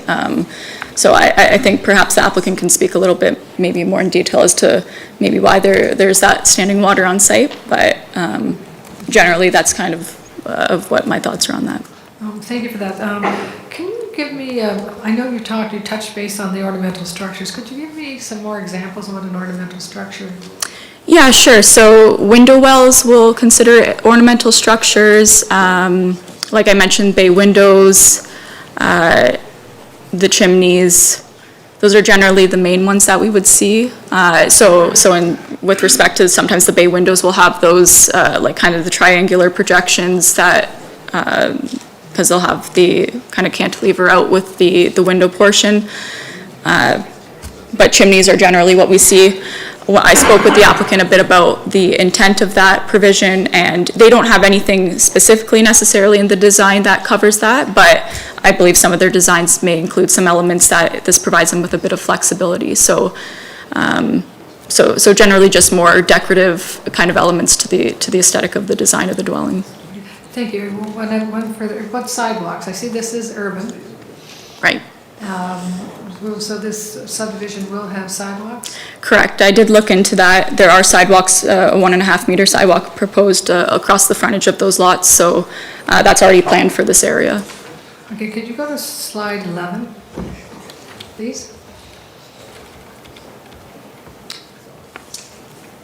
In regards to the interior side lot, I can't see where it is. Why don't I see it? The minimum interior side yard setback it describes when it's in R2, it describes that it's a 2-story would be 1.5 meters, and for a 1-story would be 1.20 meters. But in the 637 and the proposed, it's 1.20. So that's just because the zoning has changed that they allow then the 1.2, doesn't matter if it's 1-story or 2-story? That's correct. So in 2019, when the Jetmar subdivision and all that zoning was approved by council at that time, what they have predominantly in that subdivision is the R2A zoning, and by default that requires the 1.2 meter setback. So for that northerly portion of the lot, they sought the same relief. And so that's what they're proposing to carry over. So that'd be characteristic of what's existing to the north and throughout the rest of the subdivision. Thank you very much. Thank you, Ms. Ceci.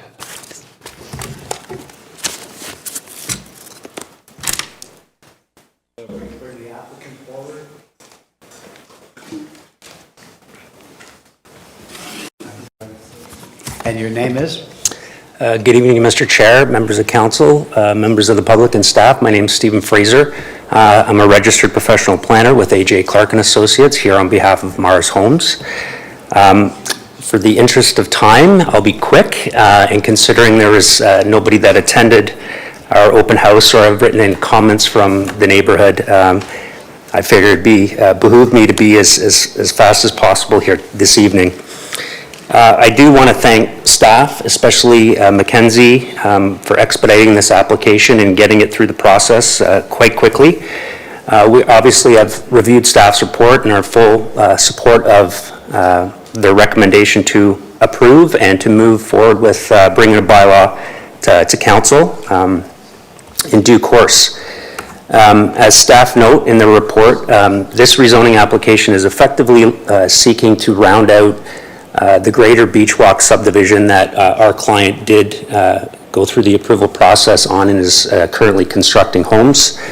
Those homes will be effectively identical to what that subdivision is bringing forward today.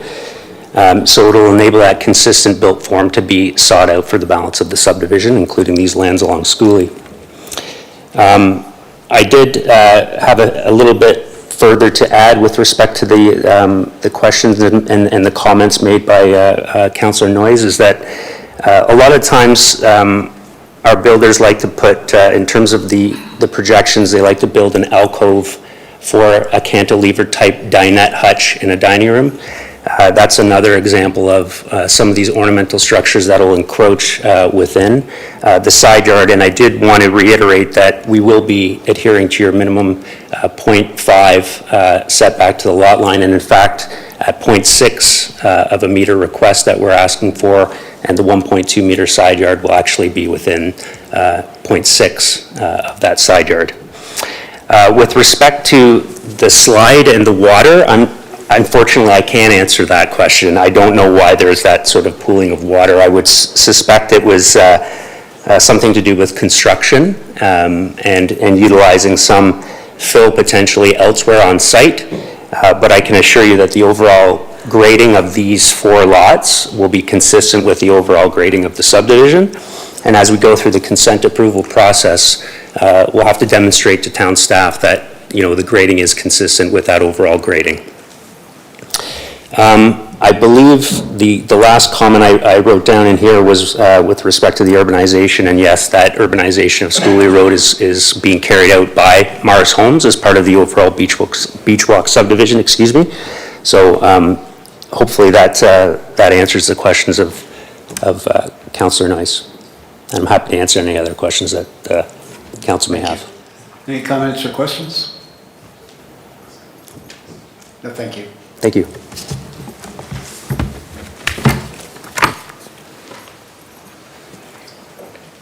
So is anyone out there in the audience that wants to speak in favor of this project? Mr. Poole?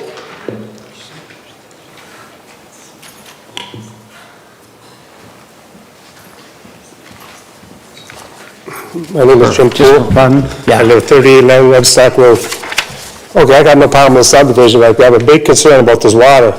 My question is, there should be a fence around that, and I wonder who's liable if some kid got in and drowned the next couple of days. It was pointed out to the town. Is the town of Fort Erie responsible for it? Is the contractor responsible?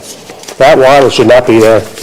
That's the only problem I got. I got no problem with this kind of subdivision, but for safety reasons, you guys should be on the phone tomorrow and get a fence around there or get a drain. All right? Thank you. Ms. Cece? Oh, you don't have to get up. Would you look into that for me first thing in the morning? Thank you. Is there anybody else that would like to speak in favor? Mr. Patton, would you like to check with the virtual audience, see if anybody wants to put their hand up to speak to this?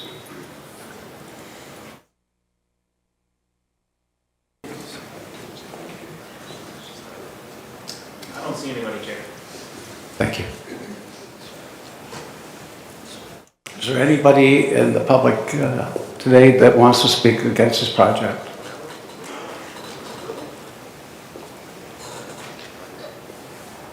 Thank you. Do your magic.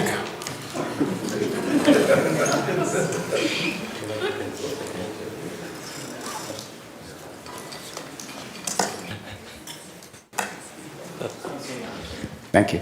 Good job. So we'll declare this public meeting closed. Can I get a mover? Move that forward. So PDS 19-2023 is moved by Councillor Lewis. Any comments or questions? Councillor Noyes? Yes, just about the water, slide 6. I'm hoping that will be addressed, both for protection. I'm grateful for the person pointing out. I don't know how deep it is. It could be 2 inches, it could be 2 feet, I don't know. But also that water has to go someplace, and it came from somewhere. So I'm hoping that issue is addressed. Thank you. Thank you. I will be following up with planning tomorrow on that issue. All in favor? Opposed, if any? Carry.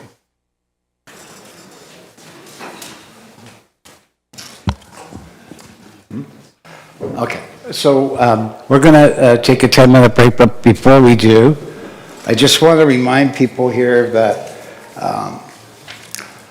this has been a real process with this upcoming one, and we've had lots of emails. I just want to let you know that those emails not only come to councilors, but they go into planning. So whatever's said here tonight, your emails will take the same way. So if by chance you don't get to speak sometime tonight, we just might, get everybody, but there is a sign-in sheet up at the front that gives you two options on this Erie Road. One is you support it, or you don't, one or the other. So make sure that if your interest here is Erie Road, that you sign your sheet. That way, everybody's still getting a say here, whether you're for or against. So we'll take a quick 10-minute break? Okay, we'll be back here at 8:34. Thank you.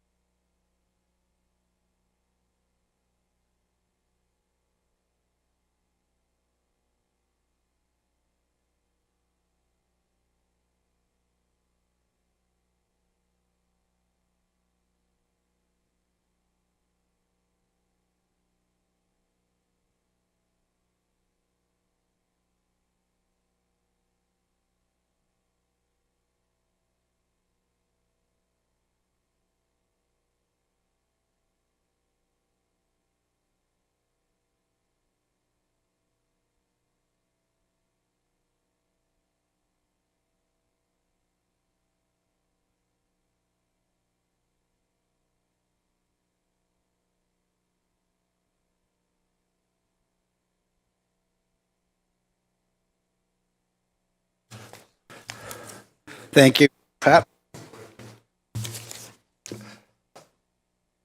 So we're coming to our fourth and very last public meeting tonight. Ms. Cece?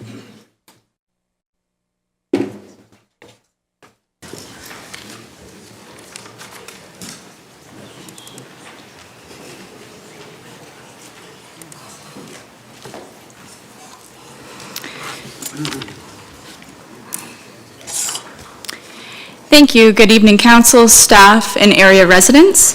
The purpose of this public meeting is to provide information regarding a proposed zoning bylaw amendment application for the lands known municipally as 4409 Erie Road. The owner is Brian Keenan of Crystal Beach Cottages Incorporated, and the applicant is Mary Lou Tanner of MPG Planning Solutions Incorporated. The application proposes to demolish the existing one-story single-detached dwelling, retain the existing two-story single-detached dwelling, and rezone the subject property to a site-specific residential multiple one zone to facilitate the development of 8 new residential dwelling units. Site-specific zoning relief has been requested to address the minimum lot frontage, minimum landscaped area, and minimum landscaping and planting strip widths abutting a residential zone. The applicant is proposing a future consent application to facilitate the severance of the existing two-story single-detached dwelling and associated lands from the remainder of the subject property. As the proposed lot will only have partial frontage on a private street, the applicant is also requesting relief from subsection 6.5 of the zoning bylaw, which requires a lot to front entirely upon an improved public or private street. Further, as a portion of the existing dwelling is located within the hazard zone, the applicant is requesting to adjust the hazard zone boundary line such that it is set back 1.5 meters from the south face of the existing dwelling. Notification of the March 6, 2023 public meeting was provided in accordance with the requirements of the Planning Act by placing a notice in the February 9, 2023 edition of the Fort Erie newspaper. In addition, all property owners within 120 meters of the subject property were mailed a notice of complete application and public meeting on February 14th, 2023. Further, area residents that provided their contact information at the information open house were emailed a notice of complete application and public meeting on February 10th, 2023. This slide shows a timeline of the development application process. The pre-consultation meeting for this proposal was held on January 27th, 2022, followed by a complete application on December 22nd, 2022, and the public information open house on January 24th, 2023. We are currently at the public meeting and information report stage, which is highlighted in red on the timeline shown on this slide. In accordance with Bill 109, the proposed zoning bylaw amendment application is subject to a 90-day process and review timeline. The clock starts the date that the application is deemed complete, which was December 22nd, 2022, and will stop when council makes a decision on the application. Today marks day 74 of 90. The recommendation report for this application is scheduled for the council and committee meeting on Monday, March 20th, representing day 88 of 90. The subject property is located in the Crystal Beach neighborhood of the town of Fort Erie on the south side of Erie Road. The subject property, which currently contains a one-story and a two-story single-detached dwelling, is approximately 1.95 acres or 0.79 hectares in size, with approximately 43.7 meters of frontage on Erie Road. The following summarizes the land uses surrounding the subject property. So to the north, we have Erie Road, woodlands over 2 hectares, and provincially significant wetlands. To the south, we have Lake Erie, and to the east and west, we have single-detached dwellings. Here's an image of the subject property looking south from Erie Road.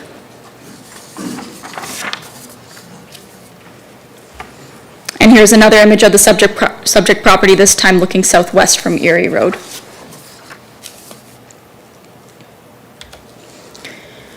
The majority of the subject property is designated urban residential in the town's official plan. The urban residential land use designation is intended for a variety of housing forms, including single-detached and townhouse dwellings, and does not have a prescribed density range. The remainder of the property, which is located adjacent to the Lake Erie shoreline, is designated environmental protection in the town's official plan. The shoreline area is also designated as a natural hazard in accordance with Schedule C1 of the town's official plan. No new development is proposed within the shoreline area. The subject lands are designated waterfront residential in the Crystal Beach Secondary Plan, which was approved by Council in 2021, as the secondary plan is currently under appeal and the associated policies are not in force and effect. The clergy principle, a policy of the Ontario Land Tribunal, generally provides that a Planning Act application should be reviewed against the policies that are in effect at the time of the application. As such, the application will be reviewed against the current policies of the town's official plan. Staff note that the waterfront properties along Lake Erie and their related designation and zoning were not identified for a policy change under the Crystal Beach Secondary Plan. However, an administrative change to the name of the land use designation from urban residential to waterfront residential was implemented through the secondary plan. The subject property is located within a zone of archaeological potential. In accordance with Schedule D of the town's official plan, a Stage 1-2 archaeological assessment was completed and submitted with the application. Lastly, in accordance with Schedule B of the town's official plan, the subject property is not located within a petroleum resource area, nor are there any active wells within the vicinity of the subject property. The portion of the property located adjacent to the Lake Erie shoreline is designated as a significant natural area. Further, the majority of the property is located within an environmental corridor in accordance with Schedule C of the town's official plan.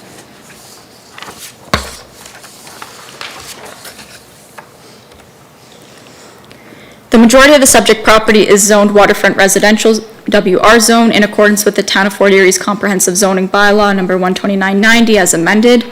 Permitted uses of the WR zone include one single detached dwelling, uses, buildings, and structures accessory thereto, and home occupations. The portion of the subject property adjacent to the Lake Erie shoreline is zoned hazard zone. This zoning corresponds with the floodplain that is associated with the Lake Erie shoreline. No new development is proposed on the lands that are zoned hazard or regulated by the Niagara Peninsula Conservation Authority. The property is also located within floodproofing area number 1 in accordance with subsection 6.49 of the zoning bylaw, which permits no openings below 176.5 meters elevation. This slide shows a site plan of the proposed development. I will now take this time to walk you through the site-specific relief that is required to facilitate the proposal. The required site-specific zoning relief was determined based on the applicant's planning justification report and planning staff's review of the application and the site plan. So with respect to lot frontage, the standard RM1 zone requires 50 meters of lot frontage, whereas the applicant is proposing 43.7 meters. With respect to planting strips, the standard RM1 zone requires a 3-meter planting strip adjacent to residential zones, whereas the applicant is proposing widths of 2.3 meters, 1.5 meters, and 2 meters adjacent to the east lot line. Adjacent to the west lot line, the applicant is proposing planting strips that are 1.5 meters in width, 2.5 meters in width, and 2 meters in width, whereas again 3 meters is required. And staff note that a reduction to 0.5 meters and 1.9 meters is required adjacent to the existing dwelling and associated paved area. With respect to the distance between dwellings and private streets, a 2.3 meter setback is proposed between Unit 3 and the private street, whereas 3 meters is required. And should it be the applicant's intention to exclude the existing dwelling from the future draft plan of condominium that is proposed, staff note that a reduction to the minimum rear yard setback to 3 meters would be required, whereas 6 meters is required under the standard RM1 zone provisions. The existing 2-story single detached dwelling is located 14.5 meters from the 1 in 100 year flood elevation, whereas 30 meters is required in accordance with the general provisions of the zoning bylaw. And the applicant is proposing a future consent application to facilitate the severance of the existing 2-story single detached dwelling from the remainder of the subject property. As the proposed lot will only have partial frontage on a private street, the applicant is also requesting relief from subsection 6.5 of the zoning bylaw, which requires a lot to have full frontage on a public or private street.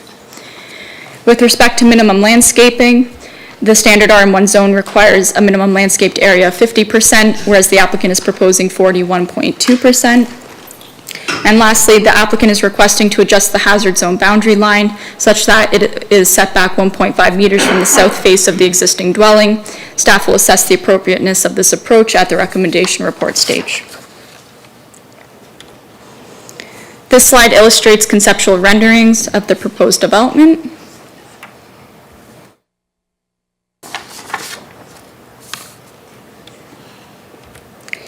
public information open house for this application was held on January 24th, 2023. All property owners within 120 meters of the subject property were notified of the open house via mailed notice. The open house was attended by town staff, the applicant, owner, ward councillor, and approximately 55 area residents. Written comments have been received from numerous area residents as well. The applicant prepared responses to several of the questions and comments that were raised by area residents prior to the finalization of the information report, and those responses were appended to that report. And among the several questions and comments that were raised by area residents in advance of the finalization of the report, 5 main areas of concerns were identified, which town staff addressed in the report, and I will discuss in this presentation. So the 5 areas of concern were with respect to the current and future use of the lands for short-term rentals, application timelines with respect to processing the zoning bylaw amendment application, natural heritage, the acquisition of waterfront lands, and hydrogeology. With respect to short-term rentals, staff note that the owner has a bed and breakfast license for the subject property.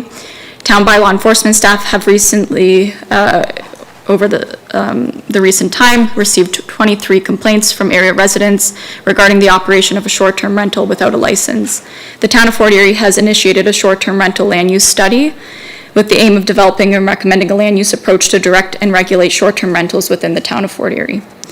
With respect to application timelines, in accordance with Bill 109, zoning bylaw amendment applications, as mentioned, are subject to a 90-day review, processing, and review timeline. The 90-day period starts when the application was deemed complete, and in this case it was December 22nd, 2022, and will end on March 22nd, 2023. Following this report, town staff will prepare a future recommendation report for council's review and consideration, and the recommendation report will evaluate the application and its merit against provincial, regional, and town planning policies. Town council will then make a decision to approve or deny the proposed amendments to the town zoning bylaw, and staff have scheduled this recommendation report for the application for the March 20th, 2023 council and committee meeting. With respect to natural heritage, staff note that the subject property is not impacted by the region's core natural heritage system, and the proposed development is located outside of the shoreline area and the significant natural area that correspond with the Lake Erie shoreline in accordance with the Niagara official plan and the town's official plan. Further, the proposed development is located outside of the provincially significant wetlands that are located opposite of the subject property on the north side of Erie Road. With respect to the acquisition of waterfront lands, Town Council approved the Town of Fort Erie waterfront strategy in 2017, and principle number 2 of this strategy involves expanding opportunities for public access to and the enjoyment of waterfront through the strategic securement and acquisition of the development of waterfront properties as they become available. The Town of Fort Erie has the opportunity to acquire waterfront lands through the development approvals process by employing a comprehensive set of policies established in the town's official plan and parkland dedication bylaw, and in accordance with sections 42 and or 37 of the Planning Act. Waterfront lands designated as environmental protection in the town's official plan shall be gratuitously conveyed to the town through the development review process and shall not be accepted by the town as parkland dedication, nor included in the calculation thereof. Should council elect to move this application forward, staff note that the future applications for consent and draft plan of condominium would provide the town with an opportunity to acquire the waterfront lands. Lastly, with respect to hydrogeology, based on the information provided by area residents through the public information open house and written correspondence, town planning staff in consultation with town engineering staff have requested the applicant to complete a hydrogeology study, and the applicant has been made aware of this requirement and will be undertaking the study work in the near future. And that concludes my presentation. Thank you.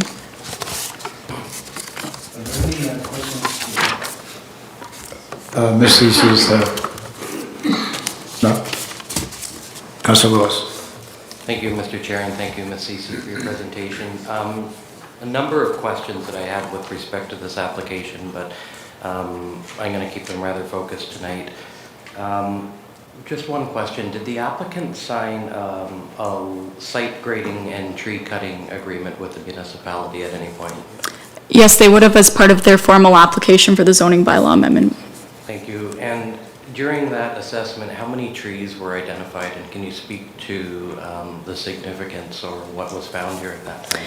Yeah, absolutely. So the applicant did submit a tree preservation plan with the application, and it identified a total of 29 trees on site, 18 of which were identified for removal in the list, and I reviewed that list majority of them were in good to fair condition. I think from what I recollect, one was in poor condition. So essentially, that would be essentially the vision that they'd be following as part of the development if it were to be approved by town council for the removal and the retention of trees on site. Thank you, and if I may continue, Mr. Chair, and thank you, Ms. Ceci. Could you tell us how many trees are currently on site? To date, I don't know exactly how many are to date. I did recognize through my site visits that some had been removed, and I know that some area residents have brought that to our attention. So perhaps the applicant's team can confirm what has been removed and in accordance with that tree preservation plan. Perfect, thank you. And then just one last question that I have with respect to the neighborhood plan. I was involved 19 years ago with the creation of the first neighborhood plan, and now I know we're moving into the approval or eventual approval of the secondary plan.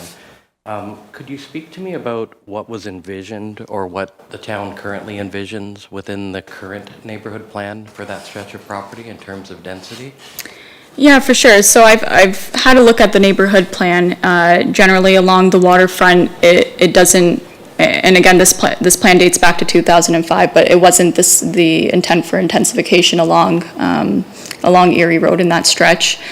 And the intent with the Crystal Beach secondary plan and moving towards and away from neighborhood plans to the secondary plans are that they become part of the official plan and more of that vision guiding for the town. So when we're going to be assessing this application, we'll be looking towards the Crystal Beach secondary plan, which, although not in force and effect, does provide some good guidance in terms of what the public interest is and what the interest of council was at the time. So those are some of the elements that we'll be considering that will integrate some of those principles from the neighborhood plan that would have come to fruition back in 2005, 2006. Perfect. Thank you, Ms. Ceci, and thank you, Mr. Chair. Those are my only questions to staff at this point. Councillor Noyes?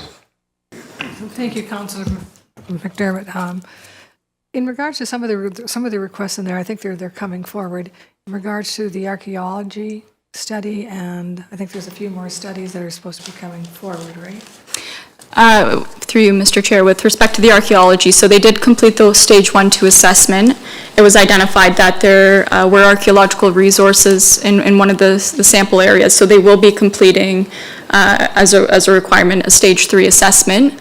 The region who oversees our archaeological study work and resources and relays that information to the province, they were they accepted essentially imposing a holding condition with respect to that stage 3. So that would be coming eventually if council wishes to move forward with the application.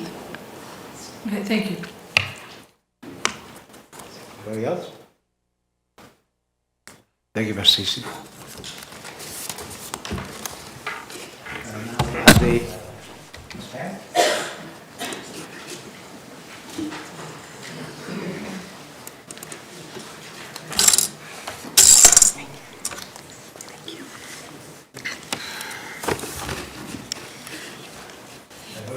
Good evening, Mr. Chair, members of council and committee. My name is Sarah Premi. I'm a lawyer at Sullivan, Mahoney and St. Catharines, and I'm here tonight on behalf of the applicant.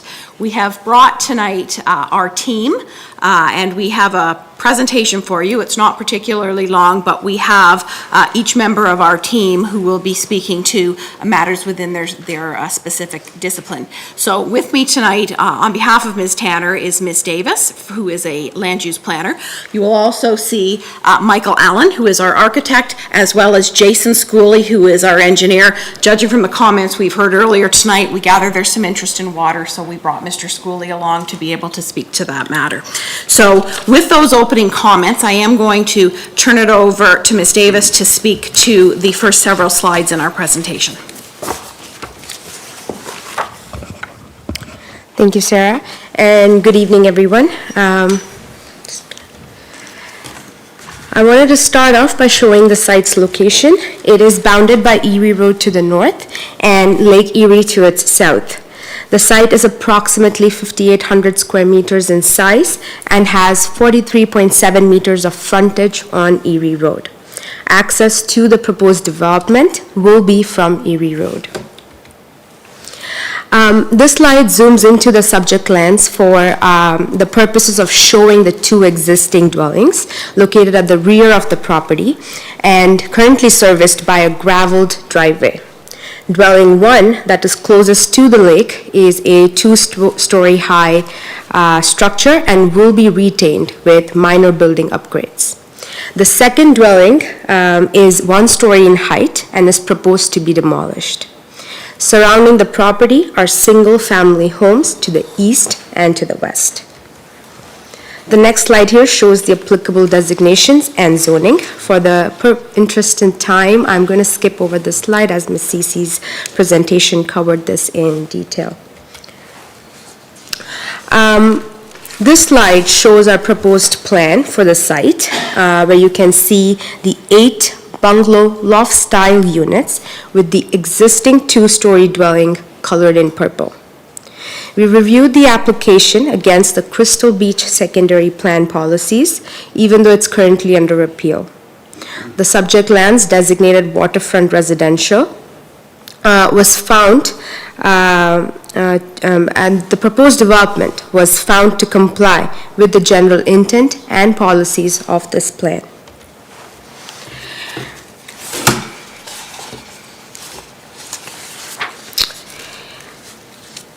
Sorry, my bad. I'm just going to go back here. Wanted to put a point here. The proposal is a low-density form of development at 16 units per hectare. Though the designation does not regulate density, the secondary plan provides a maximum density permittance of 50 units per hectare for low-density residential designation, and the proposed development meets this density provision. As part of delivering a compatible development, we reviewed a few alternatives to estimate density that can be accommodated on this site. This slide reviews a maximum yield scenario, delivering 13 units, including the existing dwelling. Now, through Bill 23, which permits 2 additional units per lot, this will bring the total up to 39 units at 66 units per hectare. The next slide shows another alternative which reviews yield based on the existing policies in place. The existing waterfront residential zone permits 10 units based on the minimum lot area requirement. We can get 11 units on the subject lands, including the existing dwelling. Through Bill 23, and sorry, there's an error on this slide, the total will come up to 33 units at 56 units per hectare.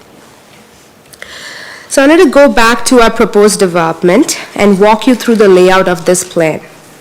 Units 1 and 2 are detached bungalow loft style homes situated along the front property line. These 2 units will be the only units directly visible from Erie Road, as you will see in the next slide. Units 3, 4, and 5, located centrally on the site, are townhouse-style bungalow lofts. Units 6 and 7 are detached bungalows situated on either side of the hammerhead turn. Unit 8 is a detached bungalow located closer to the rear of the property. Each unit features a garage that can accommodate 2 cars. A walkway is proposed along the south of the existing dwelling, providing access to the private beach area for all future residents of the development. In the next slides, our project architect, Michael Allen, will elaborate on the design features included and the thought process involved in keeping the proposal compatible with the existing neighborhood. Thank you, and good evening, Mr. Chair, members of council, and members of staff. The architectural design is a proposed design of 8 homes, as noted, all positioned within the site to create and establish a compatibility with the established area. We are establishing this firstly, as noted in the previous slides, through the arrangements of the homes. Having 2 of the homes fronting Erie Road helps us define the public street and the public realm of the development. In doing so, we also wanted to incorporate the enhanced entranceway and enhanced landscaping, not only at the entranceway, but it will be brought throughout the site. As noted in the previous site plan as well, we can go back to that. We're not proposing a straight run into the development. We wanted more of a meandering road to create the definition as well as to establish the internal streetscape of the proposed development. As Ms. Davis also noted, the compatibility is also being established by creating a variety of housing types. And in this proposed development, we want to establish the single-family homes, the one block of the 3-unit townhomes. All of these proposed houses will be bungalows and bungalow lofts. In doing so, this allows us to maintain a height and a massing that is compatible with the established area, and it also allows us to maintain a harmonious design within the site. So further to the design, we also want to incorporate natural materials. We want to incorporate stone, wood beams, wood accents, wood siding, as well as even with metal roof accents. This allows us to create a design that is more modern, and it is more of a modern approach to that of an arts and crafts style that is very prevalent within the area and the surrounding community. I would also like to note, and you can see even in this slide, we are proposing some rooftop terraces that would be over the garage areas. This allows us to create more private amenity space for the homes, and I would also like to note that these terraces will all view into the site. This, combined with the enhanced landscaping, will assist in establishing the privacy within the site and the proposed site around us.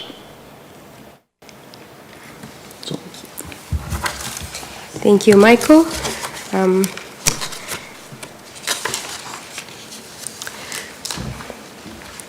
With this next slide, I wanted to spend some time on the requested amendments to implement the proposed development. We are requesting to rezone to a residential multiple 1 zone with site-specific provisions that provide 40% landscaping, which will be made up of open areas and private amenity spaces. Remove the requirement of 30% landscaped open space in the front yard of a residential zone.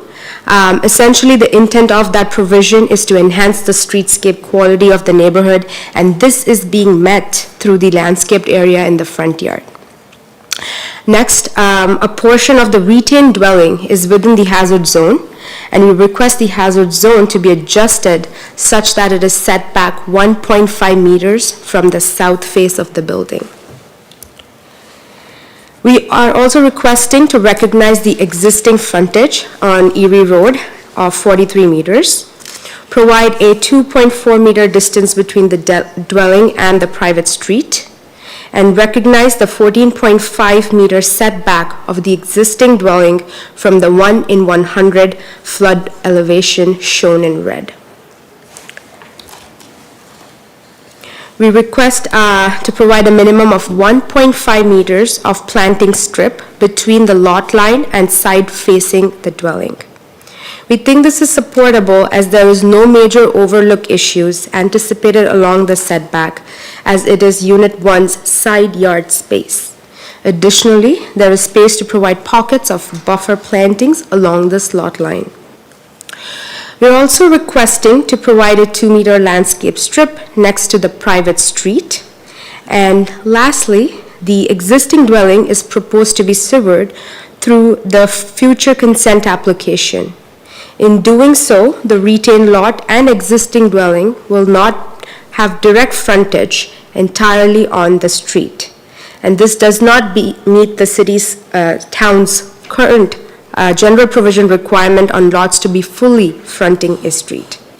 For this reason, we are requesting a variance to ensure the future consent application complies with the amending bylaw.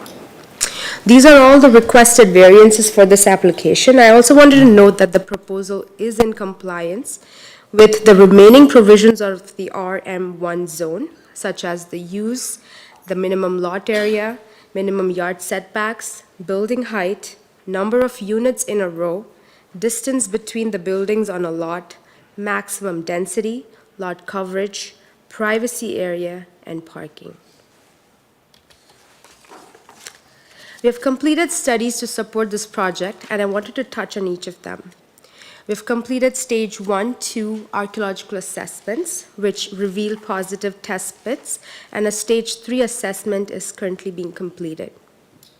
A tree inventory and preservation report was requested, which confirms there are no rare, threatened, or endangered tree species, and no trees are situated within the road allowance. Preservation of the trees will be implemented as per the recommendations of this report. We also submitted a preliminary landscape plan to demonstrate the overall vision and with enhancing the proposed development. Street trees, plantings to buffer neighboring residences, and decorative pavings will be implemented. A functional servicing report was also requested, and I now invite our project engineer, Mr. Jason from UCC, to elaborate on it.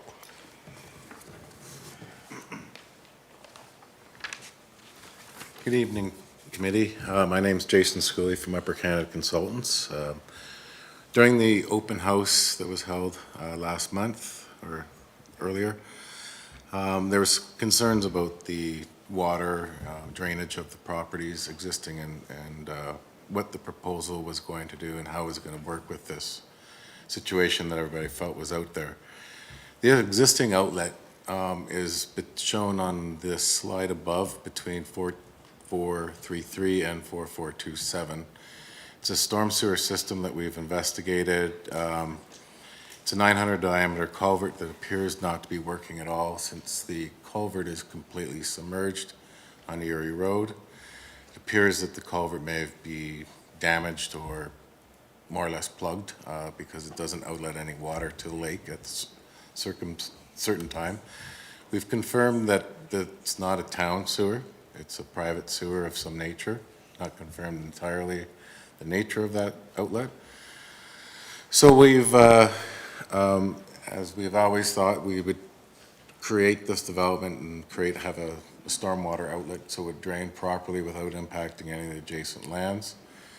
And this outlet was looking as being showing on that slide at, where's my numbers here, sorry, 4359 and 4355 Erie Road, which is a municipal storm sewer outlet that's operated and owned by the municipality and operates quite well.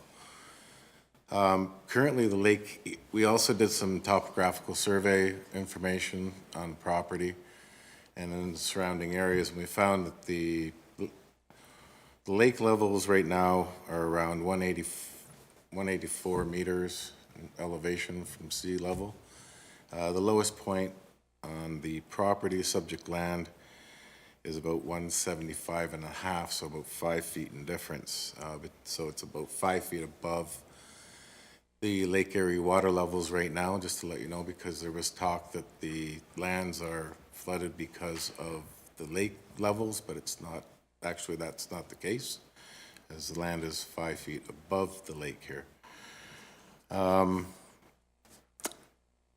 We've done a preliminary grading plan and design, feel comfortable that we can get the dwellings at an elevation that's above the 175.6 level, which is the zoning requirement for the waterfront zone here, and that it can be adequately serviced with adequate drainage to not impact the adjacent lands and may actually improve some of the immediately adjacent lands as we will put in drainage systems to ensure that we don't block anybody's drainage and that we don't put any drainage onto adjacent lands.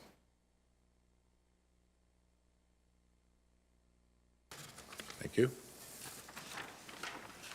Thank you, Jason. So after the application was deemed complete, we were requested to conduct a hydrogeology study to review conditions of the existing groundwater. Staff requested for recommendations to deal with the high water table elevation. We have retained Terra Dynamics and Soil Mat to complete this study. The next two slides tabulate what we have heard from the municipal agencies. This table lists comments from the town. Starting with the town's engineering department, they have requested for compliance with the fire department requirements, which can be addressed.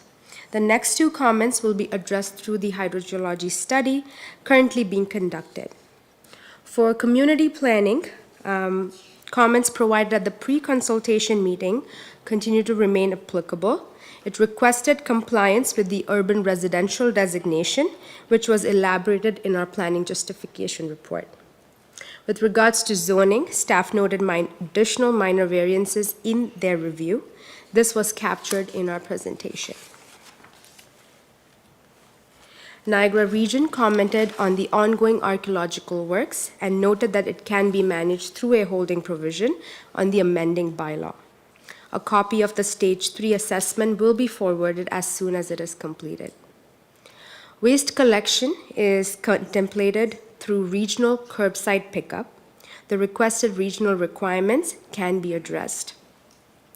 The proposal received no objection from the region's Environmental Department, Niagara Peninsula Conservation Authority, the school board, and Enbridge.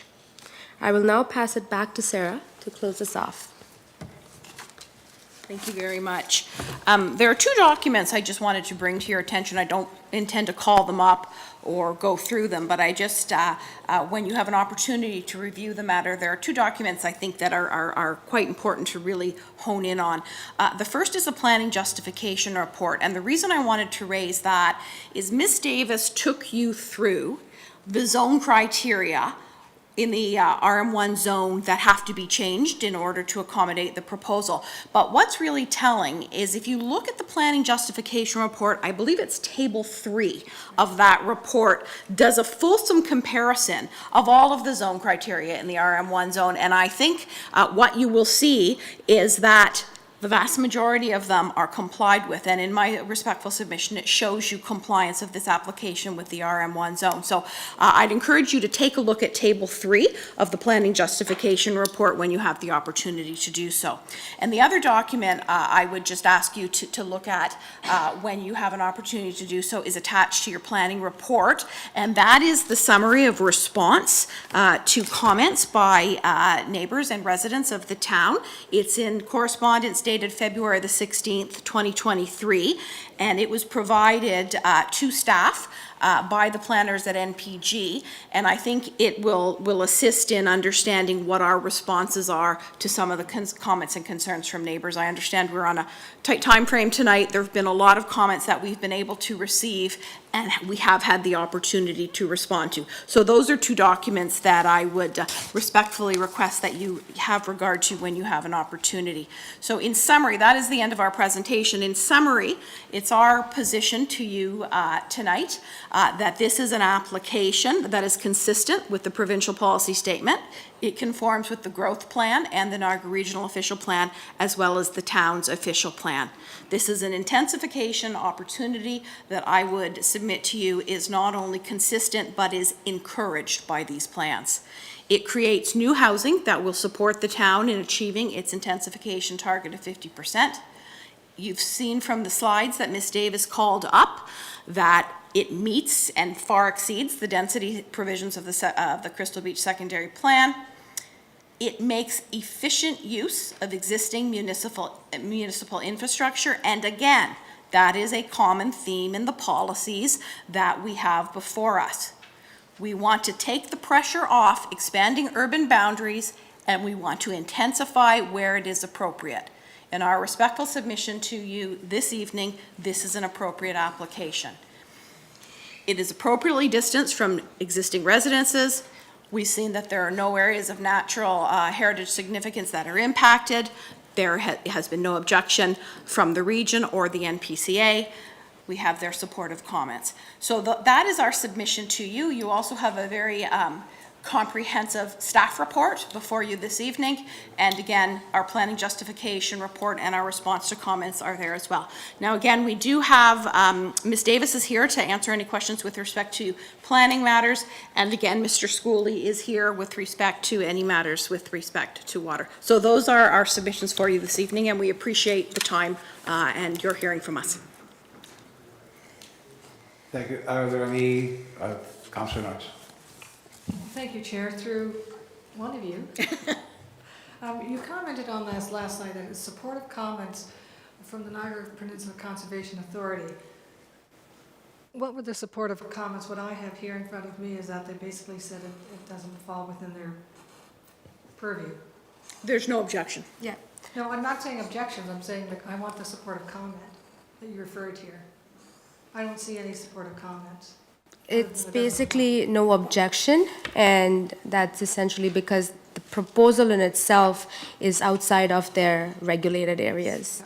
And I thank you for that, but that's not a supportive comment saying that they don't.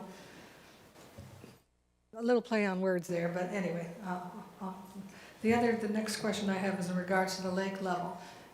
It's being 5 feet below, I think is what the individual said. Do you have any stats on the last 2 years and how high the lake level has gotten there? There is some, there is data available through the Canadian government. The federal government has levels for the last 90 years, and this right now, the current water level, from what I could see on that, is about the mean or the average normal water level currently. I can appreciate that. That's the current Because water level. it goes much lower and much higher. Okay, and it does how- fluctuate. Okay, and I guess if I can, how high has it gotten above those 5 feet in the last 3 years? Typically, from what I recall, which I would have to verify back in my notes right now, but typically it only goes up about a half a meter from what it is today. I would appreciate some, if you could, when you have the opportunity to look and get that information specifically, because I've heard that the lake will, at times, the lake level gets significantly higher for 2 or 3 days. But anyway, thank you. Anyone else? Councillor Lewis. Thank you, Mr. Chair, and thank you to the applicant and all of his agents for their presentation tonight. I'm going to follow up on the question that was asked earlier to Ms. Cece with respect to the site grading and tree cutting acknowledgement that the applicant did sign. In that proposal or in that document, it identifies a number of trees on the property that were existing. Would you be able to provide some context in terms of how many were noted and what the shape of those trees were in? As Ms. Cece noted, sorry, through you, Mr. Chair, as Ms. Cece noted in her presentation, it's part of our tree preservation report. I don't have the exact numbers in front of me, but there were a few trees identified for preservation, and then there were a few that were identified for removal as well. Okay, thank you. And if I may continue your, Mr. Chair, I almost gave you a promotion there. Would you be able to give me some quantity in terms of, do we have currently on the site the same amount of trees that were identified on the property, or are there less trees currently? Through you, Mr. Chair, no, there was recent cutting of the trees, but those tree cuttings were conducted in accordance with the regional and a town's tree cutting bylaw. Thank you, Mr. Chair. And further to that, was the cutting of those trees done in accordance with the agreement that the applicant willingly signed with the municipality?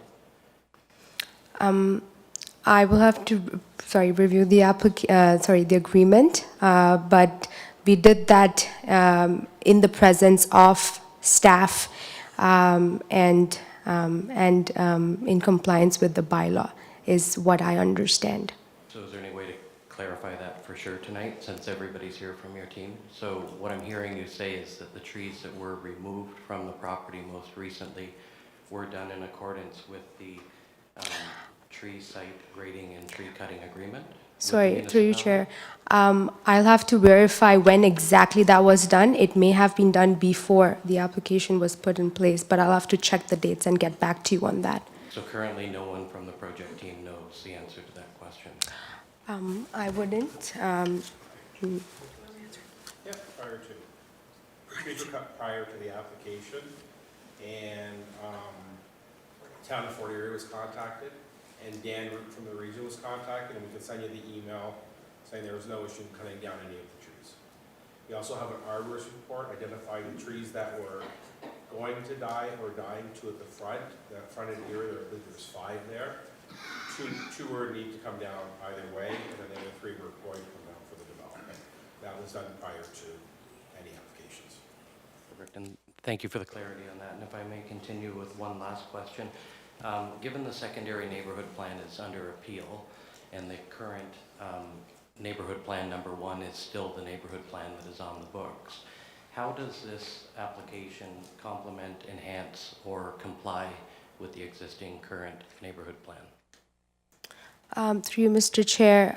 So currently, the designation that complies with is urban residential, and our planning justification report provides a detailed elaboration on how the proposed development is compatible with the policies that are currently in effect and in place. And if I may continue, Your Worship, and thank you for that. For the people in the room that haven't read those reports, could you provide a little bit more context into examples of what that means? In terms of compatibility, yes, I can go into the details of the development in terms of, first and foremost, we are retaining the existing dwelling, which is closest to the existing neighboring properties on either side. So by doing that, we are almost allowing minimal to no harm to the neighboring properties while the front part of the development is being constructed. In addition to that, our development itself, the units that we are proposing are bungalow loft styles, though there would be a maximum of 2-story in height, and this is in compliance with the surrounding neighboring properties, which are also 2 to 3 stories in height. In addition to that, we are also complying to the zoning bylaw setbacks that are currently in place in terms of front yard minimum, side yard, rear yard setbacks. So all this is in aim to be respectful to our neighboring properties, and we are also providing additional measures such as providing landscaping, trees, preserving existing trees along the perimeter of the property to further provide that buffer from the neighbors in creating like a private space for both our development and for their development. So these would be the points that I'd highlight off the top. Thank you for that clarity. You're welcome. Thank you, Mr. Chair, for the opportunity to ask these questions. Also for the applicant for bringing this proposal forward. Those are my only comments at this point. Thank you. Anything further? Thank you for your presentation. Thank you.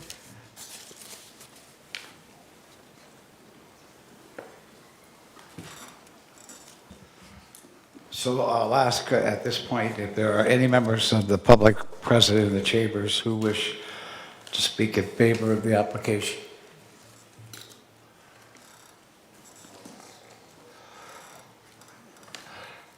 Seeing none, we'll go to Mr. Patton. Is there anyone in the virtual world there that want to speak of the positive nature to this presentation? Put up your virtual hand.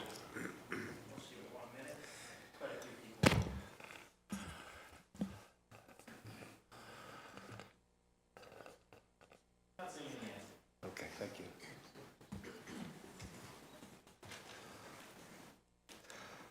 So I'm going to ask for members of the public that are in opposition of this application and want to speak tonight to put up their hand. Okay, well, breakfast will come early. We'll start right here. Just give me your name and address, please. My name is Robin Bronstein. Our summer residence is at 4407 Erie Road, right next door to the subject property. Go ahead. Oh, here we go. Okay. Is that one in? Here we go. Speaking of water, it's a recent picture. Subject property is on the right. Our property is on the left. The Burke's left, or further left, and the Maloney property is over here. Ooh. Are you moving it? I'll do it. Is over here. Their driveway is totally underwater. Let's see, down. Okay. We see three major questions that should be looked at in evaluating this application. One is, should the south side of Erie Road be the focus of intensification? The next is, should the actual subject property be, is it appropriate, and should it be intensified? And the third is really, I guess, a technical issue, but can you really do the zoning application without at the same time doing a condo and site plan application? Because as you'll see, a bunch of our concerns are water, grading, and things that are just part and parcel of these decisions.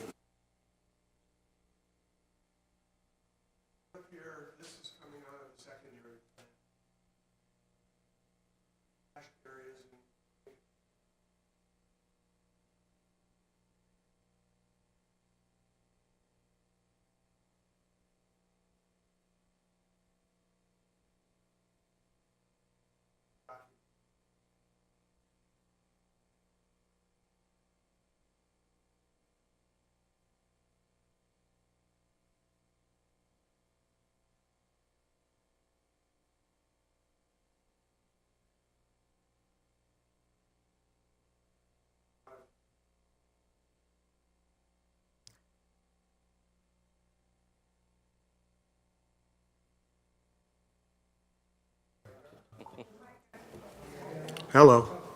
Okay. There's the subject land, and here is all of Erie Road. A major concern of all the people here is that this will set a precedent. If you allow one of these homes to go from WR to, R1, others could go too, and I'll be talking about some of those issues right here.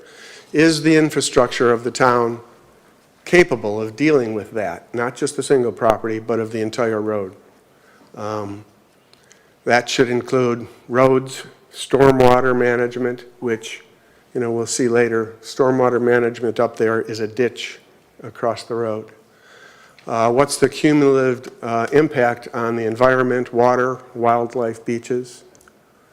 And again, a little repetitive, but the council recently dealt with this through the Crystal Beach secondary plan. The answer was, and should remain, no. Here's another little water issues. Just some pictures showing you that this is not just cherry-picked pictures, but throughout the seasons, this is a regular event. We've lived there since 2014. Kristen's family has been in the area since the 40s. My family, we had a cottage on Rosewood in the 50s. We're in it for the long run here, and not just for money. So here is February 18, April of 18. Here's September. Dropped down on my yard, but not on the subject property in 21. That's September. And more recently, speaking of the trees, November of 22. And here we are, November again. Here's December, the skating ponds. In essence, in a wet year, we have 2 dry months. In a fairly dry year, we might have 4. but the other seasons, the winter, the fall, the spring, all wet. And now, is the subject property capable of this kind of intensification? Here's January, February again, I'm going, oh, sorry, wrong way. Well, that was down the road. Anybody who's driven down the road, especially now, you can see it is just swamps on both sides. And in their functional service report, they're talking about not pumping, but actually having a passive flow into the ditch across the road. This is the ditch across the road. I'm not an engineer, but to our engineer, which is in another slide, they say it's really not feasible, at least the way it is now. I think it would require the town to completely redo the stormwater management on the other side and the whole ditching system. Across the road is a significant natural area. Fowler toads, wood-headed, or red-headed woodpeckers are all recorded in the area. Specifically, there are beach restrictions that we can't do any kind of digging or mechanical work on the beach from May to September because of the Fowler toads. Every morning throughout the summer, we see the little tracks against the walls. And to my knowledge, the town's Environmental Advisory Committee was not consulted on this. So here we are. This is pulled from the NPCA Watershed Explorer. Another issue is up here that 116.2 meters is what their tool says the top corner of 4409 is from provincially significant wetlands. My understanding is there's a rule, there's no development within 120 meters. So that doesn't work. Here's another picture of that ditch, and if you look to the left, the picture up in the upper left is the ditch a little bit further, right across from the subject property, connected to the Fox's property across the way, which is all wetlands. So it's not just a separate ditch. This is a ditch that is actually connected to the wetlands. So if you clear the ditch and make that work better, you're going to be draining the wetlands too. Let's see here. Water issues. There was no stormwater management report in the pre-consultation. And we have hired an engineer who reviewed, wasn't at the property, but reviewed the report and has many potential issues with it, and that report was submitted to council as well. And again, I'm reiterating, but the stormwater being pumped, and it's, from what I saw in the FSR, it isn't being pumped, it's a gravity system that goes from a hydrodome H4 and is supposed to flow to the ditch, a ditch that is full. If it were to work, that would be putting a lot of water into that ditch, which then goes right down to a drain, a public drain, that goes very close to the public beach.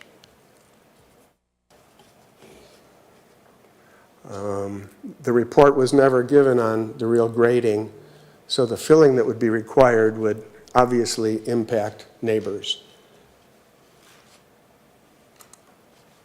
Here's just a picture showing the various drains. These are the drains to the west of the property, and these are all to the west. It's not a picture of the drain that was showed that is working, but these pictures show whenever there's water coming out of that's brown water. It is not good for bathing in, and it's not good for town residents, guests, and tourists. And right now they're pumping water out of that backyard onto the beach, which I'm not sure it's technically allowed, and it's probably making it better for their currently being done hydrogeology study.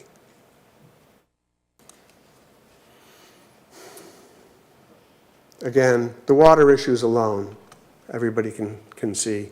That in and of itself should be enough to stop this. The beach issues. That subject property has only 48 feet of beachfront at the wall. Putting 9 families on a 48-foot beach is, somewhat inconceivable. We had asked at the public meetings whether they were going to be granted access to the beach, and I guess we just heard a little while ago that they are. So you could have 9 families in the summers on those beaches with their, kids, dogs, etc. In essence, what's pretty sensitive environment. And again, the Fowler toads. Compatibility. They talked earlier about the compatibility of things fitting in. It obviously doesn't fit in.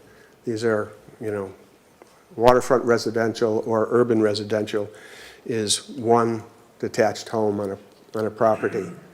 They're putting, hoping to put 9. Again, the secondary plan looked at this and said, not appropriate south of Erie Road. And this would be a precedent that would put stress on everything. A little quote, the developer the other day told somebody that one day there will be a hotel here. I hope not. I hope you hope not. And this is, how can you view, and I can't really talk to this. I am not a planner. I'm not a councilman. But I find it very difficult to see how you can do this zoning without having the full details of the condo plan and the site plan for grading, elevation, stormwater, etc. The same sort of thing. So in conclusion, should the south side of Erie Road? No. I think you've previously said no. 4409, is that appropriate? No, for those various reasons that I've just said. And, absent the concurrent processing, it's hard to see how you can make a positive judgment on this. So we respectfully request the council refuse the application. Thank you. Are there any questions to the delegation? Thank you. Thank you.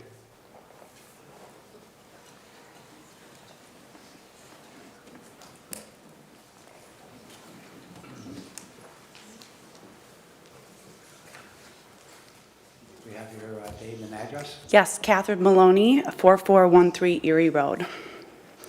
Mr. Chair and Council, thank you for having us here tonight. I'm speaking on behalf of myself, my parents, and my siblings. We own the home directly west of Mr. Keenan's property. As immediate neighbors of 4409 Erie Road, we ask that you do not approve the proposed zoning amendments. 4413 Erie Road is a 19th century property featuring regenerative landscaping. The RM1 proposal at 4409 is out of character with the neighborhood, and we are concerned it will disrupt the ecological integrity of our property and the surrounding area.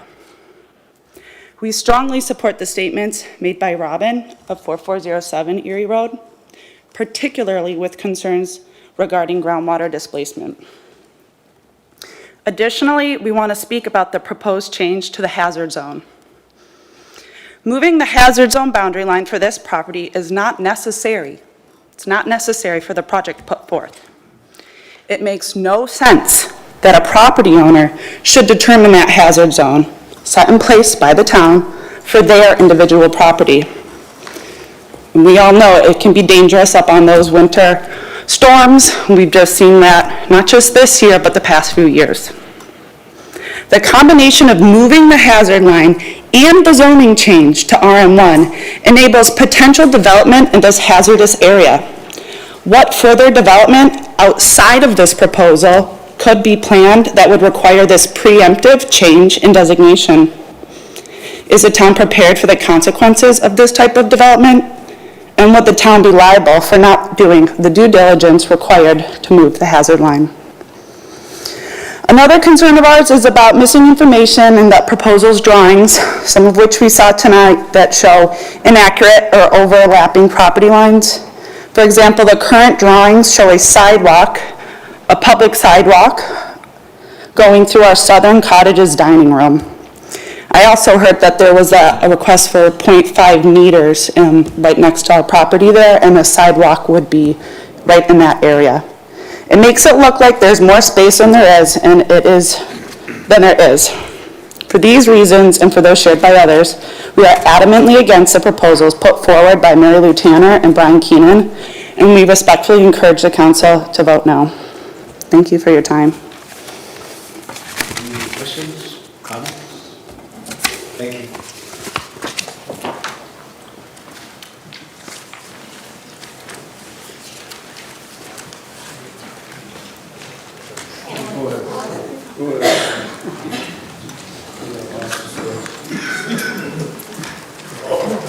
I thought you were motioning me. I'm Cheryl Shonwell, 4214 Glen Spring Road, Crystal Beach. My request to council is to insist that the developer initiate an environmental impact study at both ends of 4409 Erie Road property before you accommodate a zoning bylaw amendment. Concerns regarding the endangered fowler's toad should not be waived.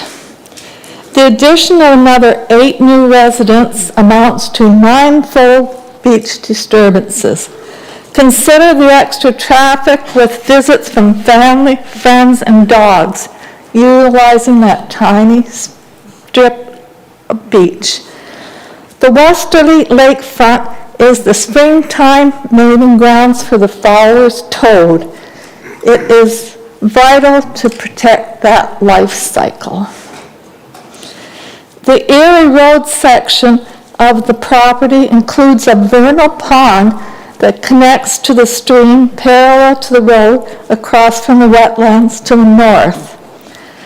I have driven along there for over 20 years early spring nights.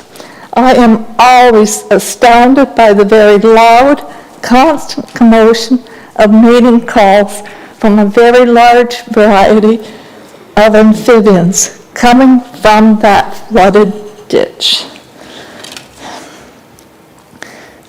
An environmental impact review is undoubtedly justified. Thank you. 1 minute, please. Any comments or questions? Could one thing I'd be able to do, because to be quite frank, the mayor is away, this is my first night at public meetings.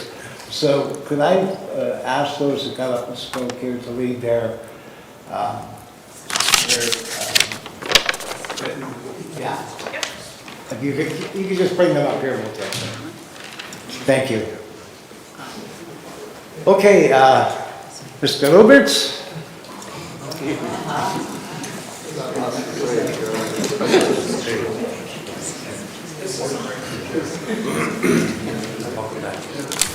Yes, thank you very much, Mr. Chair. I'll try to keep it short. First of all, I had some, just a general comment that I wanted to make tonight, but listening to the consultants and the developer and the lawyer, I got a couple of questions. So let me get with the questions first. Page 3 of the report, right at the bottom, 2022 Niagara official plan. I'm assuming that's Niagara Region. So the plan provides opportunity for integration of gentle density. What's gentle density?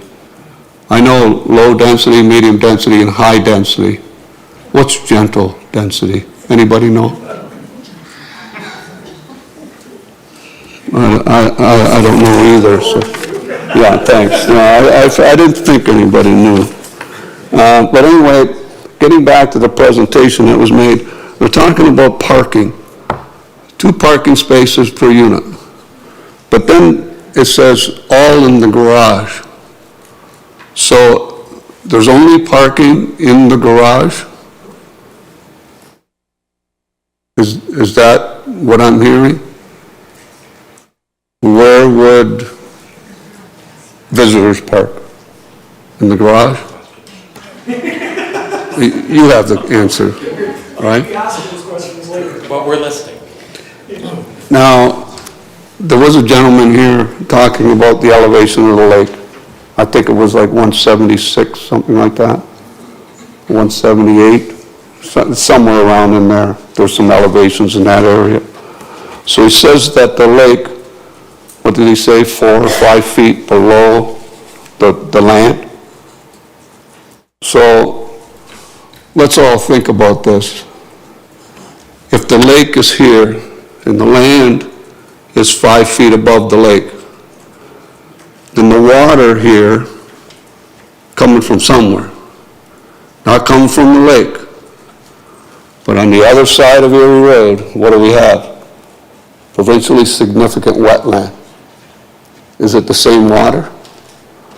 So are you going to pump that water off of your land into the lake?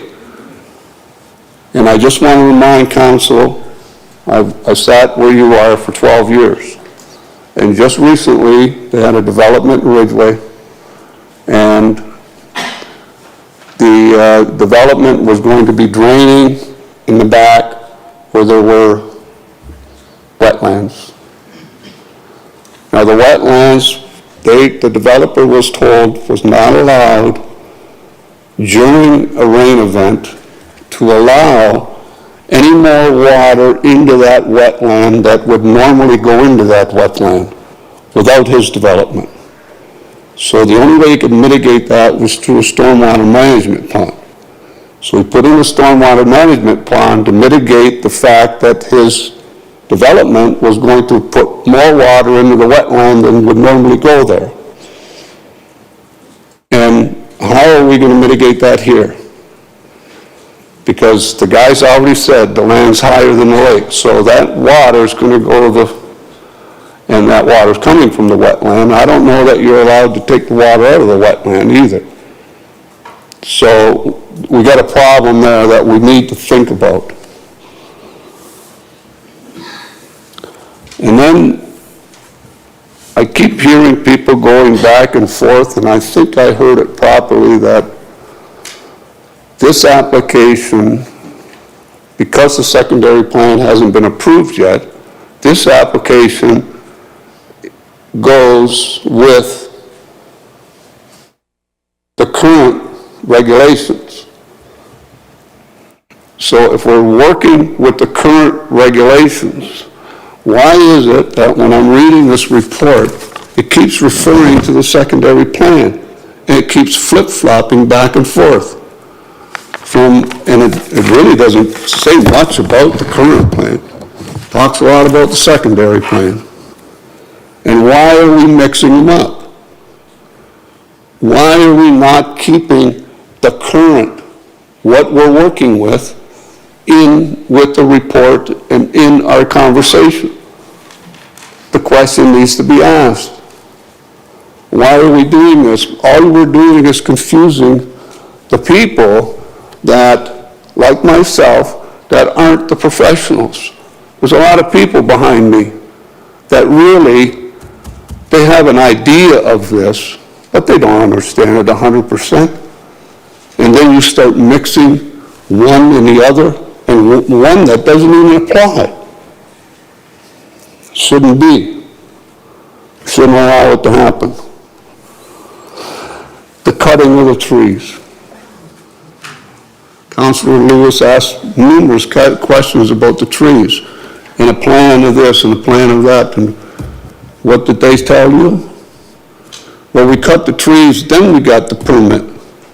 Then we just sat down and made a plan. Well, isn't that strange?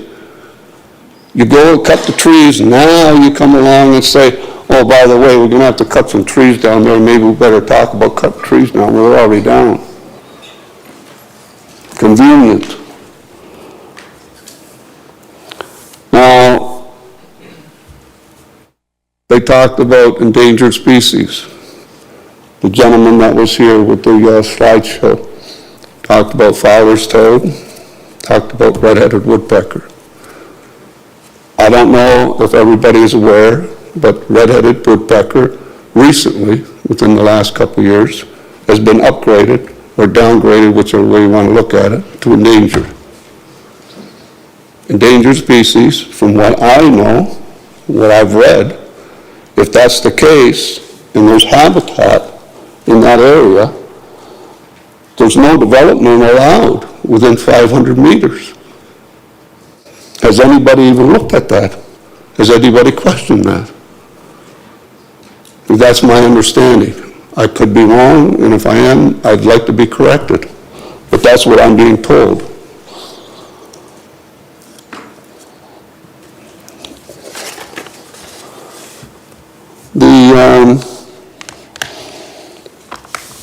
I've been hearing that the developer says that the plan meets Crystal Beach secondary plan, meets the criteria, but on page 4 of your report, it says that they're appealing the secondary plan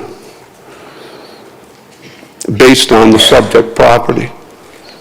It said the current appeal states the secondary plan does not conform or is not consistent with provincial, regional, and town planning policies, and it did not contemplate the intensification and densification of the subject property. Well, if that's the case, then why is it that the developer is appealing? If it meets the criteria, why would you appeal?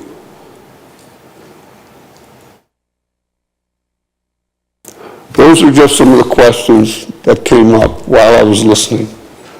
And I think we need to get the answers to those. And I'd like the answers myself. I'm sure you all have my email, my new email. Okay, thanks. Now, getting back to the secondary plan. We, as a town of Fort Erie, and not just us, the province of Ontario, the regional government, and the town of Fort Erie, but mostly us because it falls on us. We are required by the province of Ontario to develop a provincial or official plan. We also, by the province, were mandated to have a comprehensive zoning bylaw. And then the province comes along and they go down to the region, they go down to the municipality, and they say, we need these documents in place in order for you to qualify for grant funding or to get other fundings and other monies that they provide municipalities. Not only that, our secondary plans, our neighborhood plans, our official plan, and our comprehensive zoning bylaw, they all have to meet the criteria, and they all have to fall under the same rules and regulations as the provincial policy statement. And they have, there's a provincial policy statement, and I'm missing one, the regional policies, provincial plan, or the regional official plan, and smart growth policy from the province. We have to meet that criteria. So, we gather all of us, the residents from Fort Erie, people that live here, and we put them together and we form a focus group.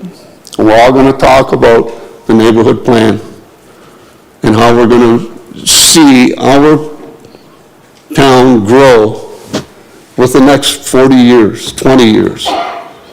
Now, mind you, this is This is not a document that's written in stone, never going to change. Things may change over time.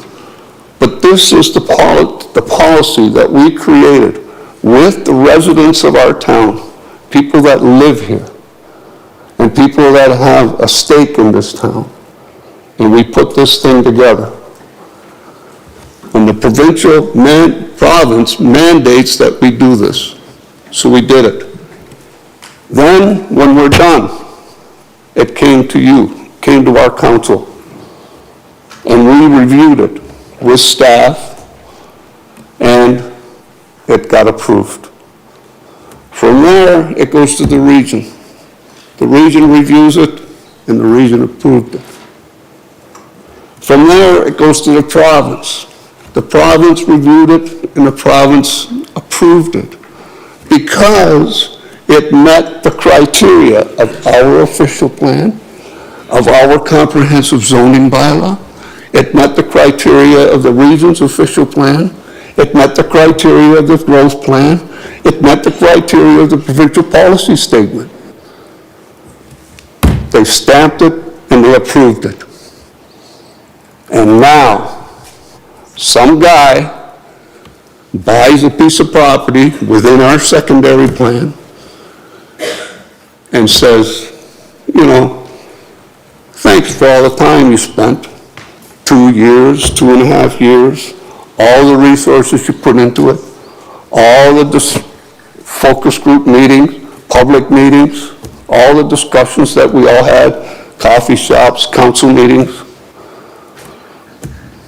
But I don't like what you did, and I want it changed. For no reason. Just like that. And the problem that we're going to run into, if we don't approve it, they appeal it. And after all of the stuff that we had to do, and all the things that were mandated by the province that we had to follow, and we followed all the rules and regulations that they put on us, the province is going to appoint one person that never probably stepped 1 foot in this town, never paid a lick of taxes in this town, and he's not even going to consult with anybody. He's going to listen to an appeal, and he's going to decide by himself when he's sitting in his living room somewhere in Ontario that, you know what, I don't have a problem with this, go ahead, build whatever you want. Think about that. All the things that we have to do, and one guy, out of nowhere, can just say, no, let him do what he wants to do, go ahead. And you have nothing to say about it. We can't appeal it, can't do nothing. Personally, I don't think that is called democracy. What we did when we created our secondary plan, that is democracy. We all sat down together and created what we wanted to see in this town. And what he wants to build is not what we envisioned. And I don't think we want this. And I don't think you should vote in favor of it. And if we have to appeal, that's money well spent, in my view.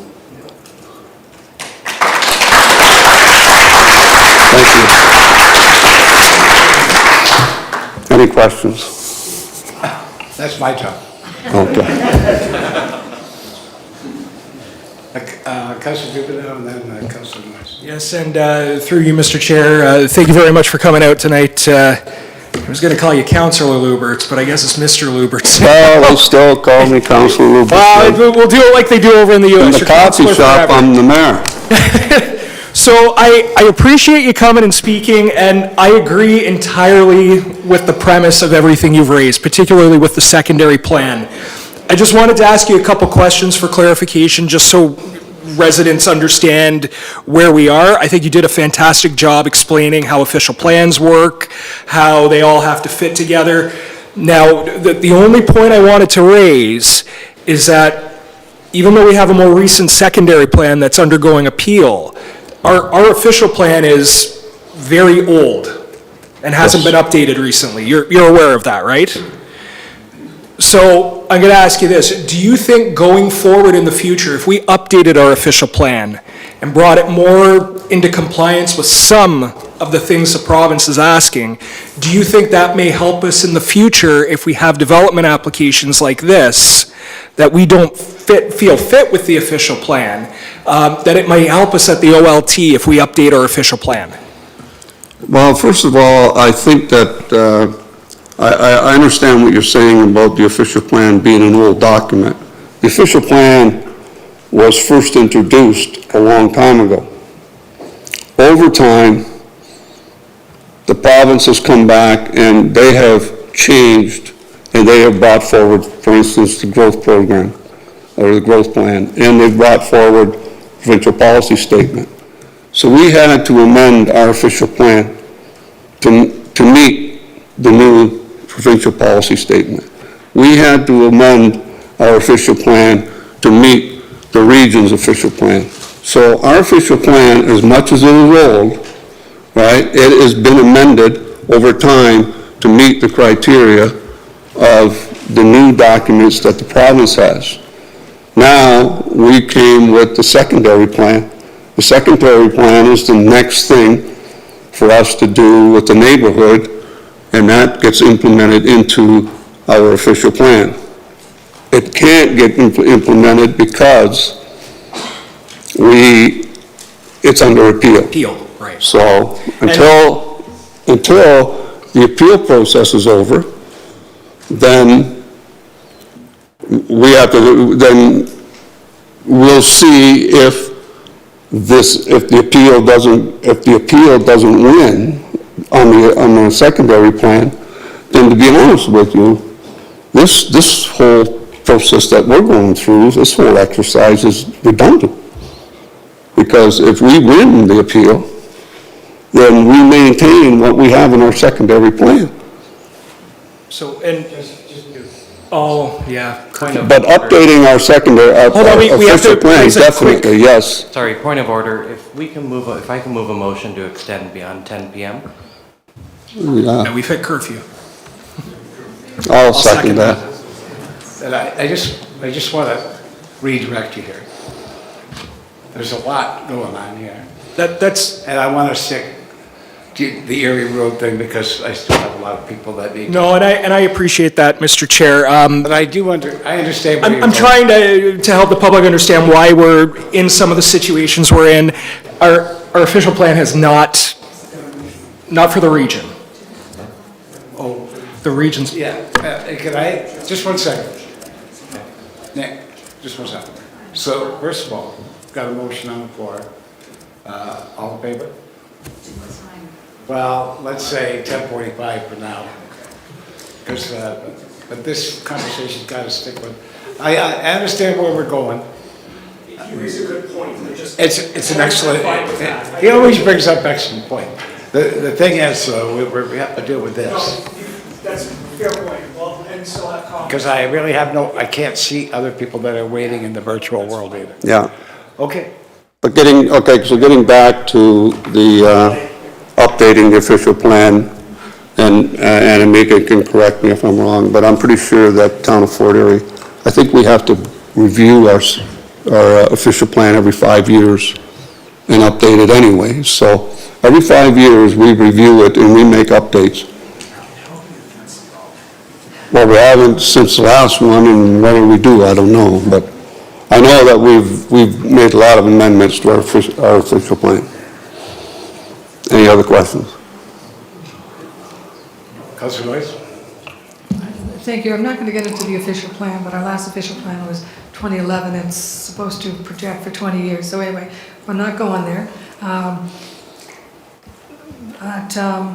You asked about the driveways, and I know we're not supposed to answer questions, but each of those, there's a two-car garage and there's a two-car driveway, so there's enough room for actually 4 vehicles in each one of the homes. So there's 2 cars in the garage, 2 cars in the driveway? That's correct. Okay.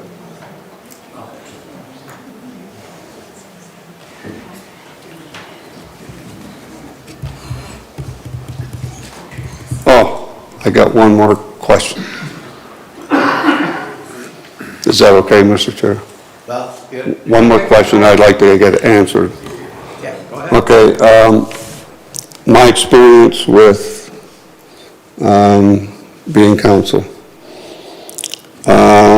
Whenever there was litigation, we would get CAO. If anybody, tell them we don't want to comment, because, which is pretty common. So if that, my question is, why, if the secondary plan is under appeal, we're in litigation with this man or this developer, and my question is, how did his application get allowed to get to this point if we're in litigation? Let's just hang on 1 second. We'll ask the CAO. Thank you through the chair. We'll have to follow up on that legal question specifically, but I think under the Planning Act, each application is required to go through the process that we're in now, but we can certainly verify that, and that was the understanding upon which we have this delegation here tonight. Here's your answer. Okay, so I want to thank for the verification, but just so everybody understands, the reason why I asked that question is because when we went through the secondary plan, I know that the Crystal Beach Tennis and Yacht Club, they had a problem with our secondary plan as well. And so to avoid any problems with the secondary plan, they asked, and I brought the motion forward to the council meeting, that we remove their piece of property from the secondary plan and deal with the secondary plan outside of their property. That way, they could appeal their portion of the secondary plan. And that would prevent us from having any problems if there's any litigation and any problems dealing with the Tennis and Yacht Club. And that's the way I was explained, that it was explained to me that that's how we had to do this. And so, but our planning staff at the time that was here, they said, no, we're going to go through with the whole thing, and if they appeal it, they'll have to appeal the whole plan. And it was a decision of our planning staff to do that. It was always my understanding that the reason we want to pull it is so that we wouldn't run into this problem. So I would like to have that answer, because the way I understand it, we're negotiating with somebody that we're in litigation with. I don't think that's right. Thank you. Thank you. You need to speak. I can go now? You can. Okay, thank you.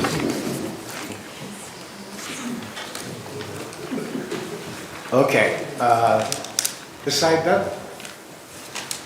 Okay. This side. Yep.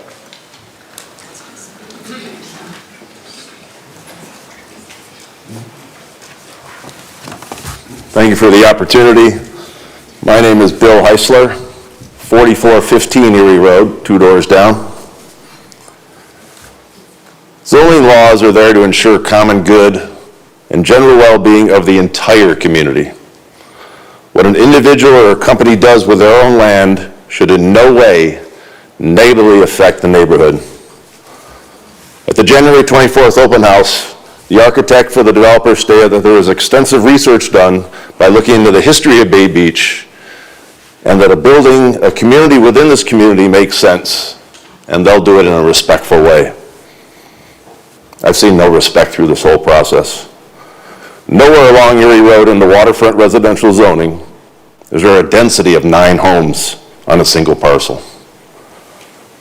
Developing the subject property into a new, dense community would negatively affect this neighborhood. Let's think about the nice picture they showed with all the great landscaping. Looked really nice. There's been some discussion about how many parking places they get. 2 in the garage, 2 in the driveway. On average, every one of those homes is going to have at least 2 vehicles. Some may have 3 or 4. It's very common and expected that the residents of Bay Beach entertain friends and family to enjoy the waterfront and the beach. That's what it's there for. If every occupant of the proposed home were to entertain guests who arrive in just 2 cars, that's an additional 18 vehicles. Where do over 30 cars park on 44 Erie Road with this beautiful landscaping that they're trying to develop? Trying to park so many cars on this parcel, and the overflow, not sure where they're going to park in the overflow. There's no curb, there's no gutter, there's no way to park those on the street at a hairpin curve. So trying to park that many cars in this parcel will have a very negative effect on the neighborhood. Appears that site development's already begun. Over 10 large trees have been cut down, probably more. And this damage cannot be repaired. Large stumps, piles of logs, branches, and chips still sit in that flooded area, and they were cut down last fall, as he said, prior to his application. This destruction will have a long-term negative effect on the neighborhood. Once again, zoning laws are there to ensure common good and general well-being for the entire community. I urge you not to approve the proposed zoning change, as it would have a long and lasting negative effect on this neighborhood and community. Thank you. Any comments or questions? Could you please sit down, copy? Thank you. Appreciate it. Thank you. Hands up over here. Come forward, please. I'll go next. Thank you and good evening. My name is Sarah Fox, and my sister and my 2 sisters and I are 4th generation summer residents of Bay Beach. And you live where? And we live in a house that was built by my great-grandfather in 1894 at 4427 Erie Road. I think it was one of the first, if not the very first, houses constructed on the Bay Beach waterfront. So, like many of the neighbors who are here, we have very deep and long-standing roots in this community and in Crystal Beach, in Ridgeway, and we have, experienced the rises and falls of the fortunes of these communities over the years. As I say, Edward Coatsworth constructed this house. He also had a dairy farm on the north side of Erie Road that ran between the Michener Road and the Erie Road that then my grandfather ran. And when my grandfather died in the 60s, our family sold that property but maintained the area along the north side of Erie Road. So my sisters and I also own the land directly to the north across the road from 4409. I would note, just in that regard, that although we are property owners with 100 feet, we were never notified. We did not receive any official notice from the town of any of these hearings, so I'm not sure why that happened, but hopefully that will be corrected going forward. We are aware that the town is under pressure from the province to intensify residential development, and we recognize and we really appreciate the benefits that increased housing development has brought to Crystal Beach and to Ridgeway in the form of new shops, new restaurants, lots of welcome signs of economic resurgence. So we're by no means opposed to further development in this town. But we believe strongly that care must be taken to ensure that we do not make decisions that irrevocably alter the character of the community and do damage to the unique and really irreplaceable natural resources that make the area so attractive to visitors and residents alike. And again, I cannot stress enough, I mean, all of the decisions you make here on these zoning applications are incredibly important, and particularly to the people who live nearby. But this is the waterfront. This is what makes this area unique. And I would just strongly urge that we take incredible care with decisions that are made that affect the future of this area, because you can't reverse them. There's nowhere further to go. We're part of the large group that Robin Bronstein spoke on behalf of, and we totally subscribe to the points that we made. My sister Susan Prieb, their sister Cynthia Fox have submitted written comments, which I also subscribe to. So I'm not going to reiterate all of the points that are going to be made, but I want to speak to amplify the concerns that have been expressed regarding environment and water issues, specifically as they relate to our family's properties. So, you know, as I say, we own that property on the north side of Erie Road, which we maintain as woodland for conservation purposes. It's environmentally sensitive, and it has been designated as a significant natural area. Due to the extensive and well-documented flooding issues in the area, this property is already regularly inundated by overflow from the ditches on the north side of the road. And I would say in that regard that the